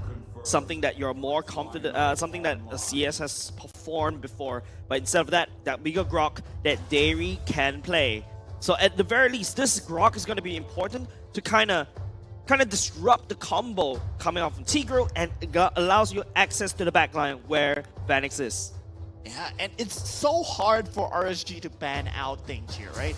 Because we've seen Curtizi play the Martis on the mid lane. So it's, whether you want to ban out the mage or not, they still do it anyway. The Valentina, of course, a very big threat, given the fact that you can steal out the penalty zone. And now, the Moskov taken out of the pool. Yeah, I was talking about that Moskov would be really good for the side of RSG, but instead, NIP Flash identified that, took it away. And now, RSG is going to go back on a CS Roger. He's been playing it for 3 games in a row right now. Don't forget, this is a best of 7. It's not your regular best of 5, best of 3 or best of 5, right? So the mental fortitude coming out from RSG is starting to crack. You see CS and Closer, yes, there were subs back in RSG, and yes, it's okay for a best of 3, but now, NIP Flash, that veterancy card is starting to shine, and they're looking good into this best of 7. Yeah, taking away the Paquito, NIP Flash, they're up to something right here. RSG, I mean, they still pretty much have not revealed their hand. I mean, no longer the Farsa available, no, but the Claude will be the pick of choice here. I mean, versus Nathan, still, I feel that what we said before, right? The line is stronger than the circle, and the square is stronger than the circle as well. So the Nathan has the strongest AoE so far in terms of just shredding through in terms of the line. Let's go, and Ninja in Pyjamas Flash indeed, ladies and gents. RSG right now, right? Okay, Claude, back to basics, right? Something that it's kind of similar playstyle as the Nathan. You want to go late, you can scale to late. But instead of, like what you mentioned, straight line versus circle, right? But you can see how RSG could potentially use this roster together. Everybody activate ultimate, we win. That's basically what RSG has decided to go for. And now NIP Flash, this is the last few picks. What would they go? Yeah, NIP Flash going for the Diablo's signature. Diablo Benedetta. There is no mage. Not only just that, Curtizi goes back onto the Martyrs once again. Just flexing right here, ladies and gentlemen, reminding you guys why he's the regular season MVP. Yeah, and now there's a different look from RSG, right? There's no more Farsa in the mid lane. Oh, so that there might be a potential answer from the side of RSG right here. So, I mean, they have played against this once before. But now, the difference is, Lozy will be on the Tigro. RSG, they have a lot to think about right now. Whether they want to go for this Faramas pick to try and stop the decimation from the side of Martis, or the Terizla might be on the mid lane. Okay, Alpha, Brayyy, no weird things going on. Esmeralda should be going into the closer. Yeah, finally he gets to play it, and GodZilla goes onto the Terizla. Yeah, and NIP Flash, they have been banning this all day long, right? They have been banning out the Esmeralda that can be picked up from Brayyy or Closer. And they have been performing extremely well on this particular hero, but now they let it through. So NIP Flash, they might have something up their sleeves here. I mean, you pack Purify. That's all you can do, right? Against a Tigro, especially Implosion. But don't forget, something that you also have to take note from the side of NIP Flash, this is not a roster where you can check bushes easily. And here we go. NIP Flash will be up against RSG as we head on into the Land of Dawn, the potential last game of the series. Yep, potential last game, ladies and gents. I want to hear you guys roar. I want to hear you guys scream as RSG definitely need that support if they don't want it to go to 4-0. But if you're a fan of NIP Flash, this is must be very happy for you. Yeah, still goosebumps. Oh, Closer taking so much damage already just to start things off. And Diablo just making him pay. Yeah, still 1v1 trades. Both teams playing it safe at this point. Not really wanting to give up anything for no reason here. Ballsy though. Okay, at least it's a fighter mid lane, right? And usually you don't go for fighter mid lanes because there's not a lot of lanes for you to fight in, right? You're looking to burst down the enemy, not trying to, you know, slowly slash each other. So mid lane's going to be a little bit of a stalemate. That's why both these roamers from the side of each team decides to go and babysit their gold laners instead. Yeah, and the EXP lane will be a 1v1 brawl versus Closer and Diablo as well. But Vanix... Oh, the power of nature. The image back. CS is going to be fine. They're trying to focus on Vanix, if anything. And Lalzi charges him back, knocks him up, and Derry's taking a lot of damage. And it looks like it's going to be just a bit of a skirmish. Nothing else. A better love story than Twilight, maybe? Okay, NIP Flash, in a sense, they're going to have stalemate mid lanes. Probably also kind of like a stalemate gold lane because both of these two gold laners are looking to scale. Oh, sure. Or the energy eruption, the pushback, GodZilla getting sent around. He has to expend the flicker, and Derry is now joined. It looks like that's going to be the end of it. Now imagine that is the EXP lane where you have a lot more room to maneuver. That would have been a dead GodZilla already. Yeah, and GodZilla just using that flicker right there. It's huge for NIP Flash. They won't have the penalty zone available, but Closer. Oh, the energy eruption onto Closer. He's been pushed back. He's taking a lot of damage, but he does have the shield. Brayyy now going in. Hades taking a little bit of damage. He does need to back off. He's sure Aura, and it looks like they're going to run back. GodZilla doing a lot of work. He's doing some damage, but Curtizi's sticking around, not afraid. I love what GodZilla did right there, trying to make it so hard for NIP Flash to get to level 4. If you notice, they were struggling right there. Now, Lozi doesn't have level 4 as well, so that's something that RSG needs to look out for and pay. Oh, Curtizi, Half-Life, Lalzi as well. The flicker back from Lalzi. He's going to get jumped on by Brayyy. Brayyy not letting him go. Is he going to give up first blood? Lalzi, he flexes at least for now, but he's so low. Derry at Half-Life, Curtizi is as well. That barrier's going to be on point. Hades sticking around. It's going to be 1 versus 3. Derry thought about recalling, but it looks like he's going to stick around just for this one turtle. And Hades will take out the turtle. The Electo final blow, and they've gotten first blood as well. And Derry's down for the count. Diablo getting... Oh, Curtizi somehow surviving. Hades up in front. And NIP Flash playing their heroes to the limits. Almost too much to Shura Aura. Oh, they get away and Lalzi! Oh, he gets them both! And he knocks out Closer! And he sets it up for GodZilla! And Lalzi coming out of left field and he helps him out. The terrible duo strikes!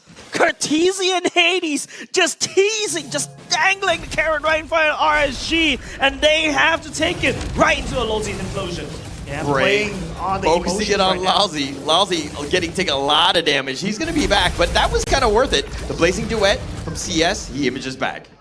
Yeah, RSG, they're not looking too good in this early game right here, but they still have a lot of hope in terms of CS. He is indeed winning Vanix right now on the top lane, given the fact that there's been so much skirmishes. He does win the 1v1 battle, and the fact that he can take so much gold plate off this. And Derry, though. Energy eruption onto Derry. They're like locking him in, but he walks away. This big old monster. He's going to run back, but Brayyy goes in for this one. Curtizi getting a little bit low. Hades, Vanix, focuses his. He tries to go for CS. He gets the snipe in. The flicker back from Derry. He's going to be fine, but Hades is going to be the one that falls. GodZilla getting sniped in. Those circles are too much, and GodZilla will fall. Yep, this time around, RSG finding the 2 pickup right here, but Brayyy should have the ultimate ready up, and he's going to Vanix, Brayyy going in for this one. Diablo gets the nice petrify on his next teammate, and he gets Brayyy, and Derry, all he can do is watch. Maybe he gets Lalzi. He walks into this one. He might have been baited in. Closer, maybe looking to cut it off the angle. Derry continuing to fight with Diablo. He might have gotten it. Diablo gets the outplay onto Derry, but now the charge back, the second wary one, Closer running after him, and Diablo, he's like a magician, but the Blazing Duet is continuing. It's doing a lot of work on the Vanix, but he's gonna get, barely away with the image, and CS playing it to the limits. Man, both these two teams are stretching. Imagine you're pulling this rubber band, you can see it necking, you can see it breaking. Oh, sorry, I'm teaching physics right now. You can see it breaking, and they don't let it snap. So much finesse being shown by both these two teams. RSG seems like they're not going to go down without a fight. Yeah, the turtle very low. Oh, the implosion, it's being charged up. The knock-up, though, in return. Derry getting a little bit low, but the turtle has been taken by Hades. Curtizi's the first to fall. The energy eruption on it, too. GodZilla continuing to fight. Bray's focusing in on Lalzi. They've gotten that kill. Hades now is going to get jumped on. Brayyy continuing forward, doing some damage. He wants some revenge. Hades taking a lot of his. Closer taking most of this one, and Hades dashes away with a brave assault. Yeah, RSG, we do see signs of life from them trying to fight back right now. They do have a 900 gold deficit right now. Make that a 1K, but still, CS, he has been farming on the top lane as well as Vanix. And Vanix purification timing was just on point. And look at this right now. Oh, they're trying to take the Fenrir. Vanix going in for this one, trying to focus it in. Brayyy all the way in the front, and Hades pushes him back, but the Blazing Duet is on point. He's doing a lot of damage. Lalzi, he's getting a little bit low. Closer thought about going in, but he went in too deep, and Corteezy's gonna get the double kill. That was a misplay. Man, RSG was so bloodthirsty. They're tunnel visioning right into NIP Flash, but you gotta admit, that was a very good Blazing Duet, but unfortunately, that's not enough. Yeah, so much key damage, but still, almost. You know, you have $1,000. It costs 1,001 to buy the PS5. Hey, right? That's my analogy. That's my story. I was gonna give credit to you. Right? Wasn't it 1,000 for the PS5, but we only had 999? When did the price go up, huh? I'm just saying, all right? Are we talking inflation? Yeah, but it's a lot of close calls for both these two teams, especially for the side of NIP Flash this time around. They're not very lucky in a sense as compared to RSG. And now RSG cracks open top side. They already secured 2 turrets as compared to NIP Flash, but NIP Flash has 2 turtles, right? And CS, he was indeed winning the early game, but he's falling far behind in terms of farm to Vanix at this point as RSG struggle for map control. Given the last turtle will be coming up right now, Brayyy looks like he wants to fight for this. Both teams just posturing for position around this turtle that's about to erupt. The barrier's been committed. It looks like they're going to disengage here. Mind you, Hades is a full level behind Brayyy, so this is something to take note of, especially going into this turtle.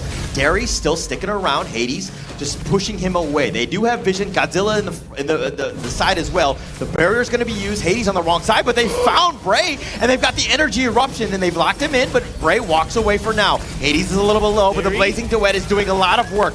But most of it is being tanked. Brayy's the first to fall. Corteezy on the run. Closer's going to be killed here, and they have it with the damage from Vanix. Lalzi somehow limping away, somehow still alive. Derry tried to go for this one, but Hades gets the turtle. CS is finally going to be killed. They do have the knock-up on the GodZilla, and they're going to kill him as well. And Derry, all he can do is be like, hey, I want to join your team, no? Okay. Execute, but that's...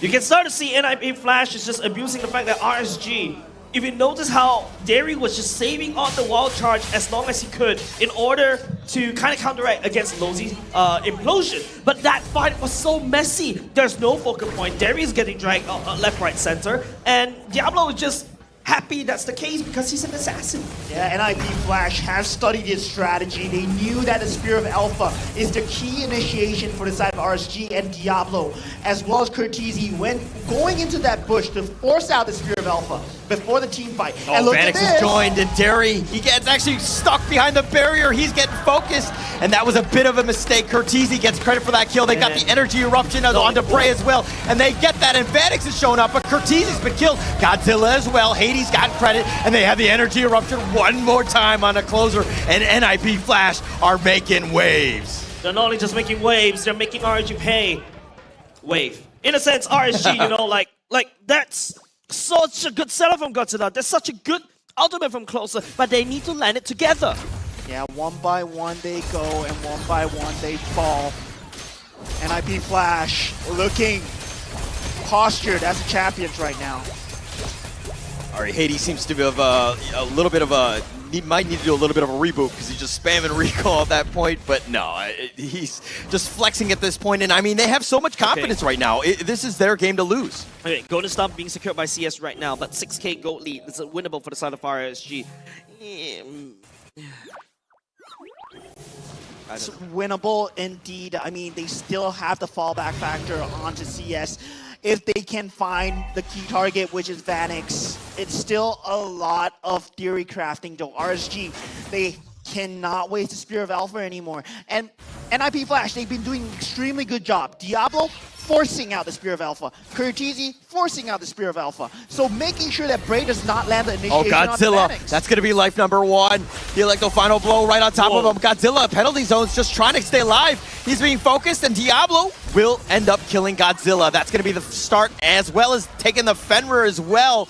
I mean, they're taking everything, the energy eruption on the closer, not letting him get back. Derry now on the run. He's trying to stay alive. Diablo being focused, but CS images back Brayyy. They're trying to take this T3. The Lord has made an appearance as well. They're crashing in. CS is pushing Hades. They've got the knockup as well. Derry, they're focusing it in. They're focusing on the base. And then they do end up taking it. And it looks like NIP Flash have done the sweep.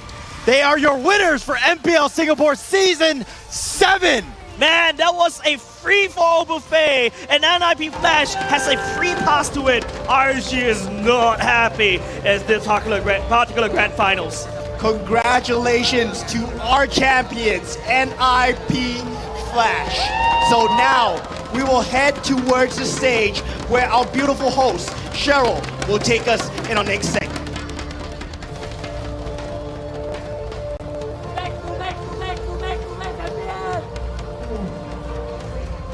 Ladies and gentlemen, presenting to you, champions of MPLSG Season 7, NIP Flash!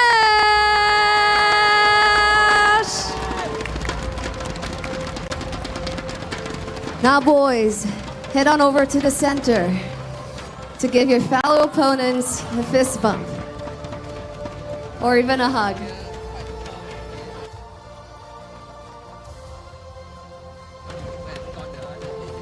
It was a well-fought grand finals, and there you have it.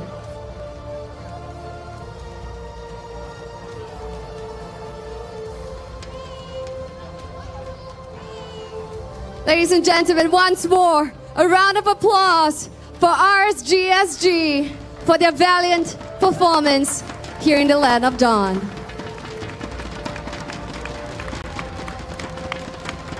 Thank you, RSG SG, once more. Now, boys, we would like to invite other team members of NIP Flash to join the boys right here on the main stage. Adamir, Joseph, Puski, head on over and join your team.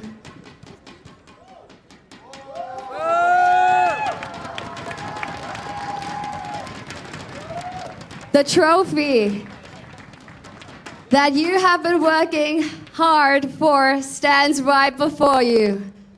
Boys, hands on the trophy, and on the count of 3, claim your crown. In 3, 2, 1, lift! Presenting to you, your champions of MPLSG Season 7, NIP Flash.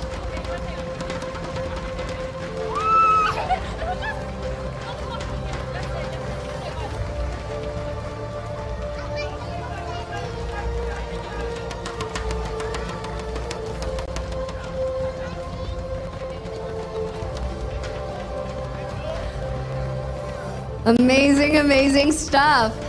Now, for this segment, we would like to call upon Daniel Chu, Head of Esports, Singapore Moonton Games, and Li Jianming, Managing Director of Zenwick Productions, to present the awards to the players.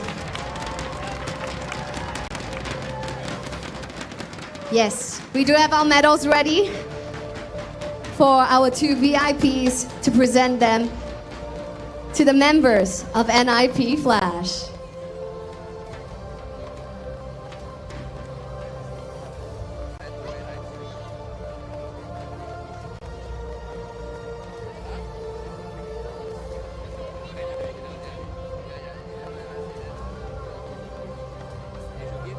It is a joyous and momentous occasion. It has been fought hard, and the dreams of our 7 other teams now live on with NIP Flash.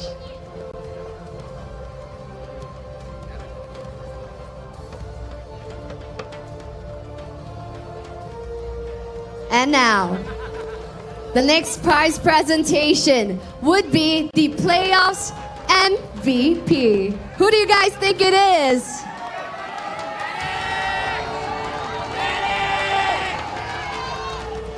All right. It seems like names are going all around because all are very well-rounded players. But the playoffs MVP goes to Vanix!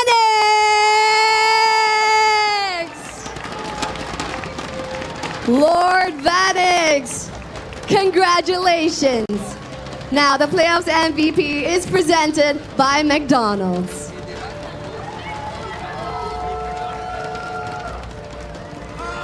Congratulations.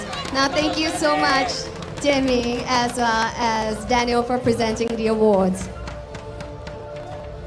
Now, Vanix, as the playoffs MVP, is there anything you would love to say?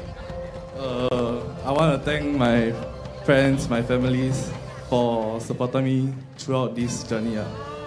And I also want to thank my teammates for always helping me. That's why I got this playoff MVP. It's all thanks to my teammates. Amazing. So then perhaps, from Coach and perhaps Joseph, is there anything you would like to say now that you guys are moving forth to MSC 2024? What can the fans expect from you guys? Yes, you.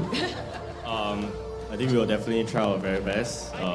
We have the best Singaporean players in our team. We have the best imports as well. So if we cannot go far internationally, I think no one else in Singapore can. Well said. Well said. It was a very convincing win right here at the playoffs grand finals with a 4-0 clean sweep right here from NIP Flash.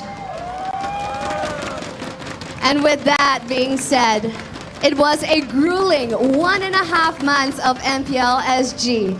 And after all of these matches, finally, we have our champion emerge, and it is NIP Flash. Now, they will carry on the dreams and hopes of our other 7 teams in their journey to the MSC 2024 over at Riyadh.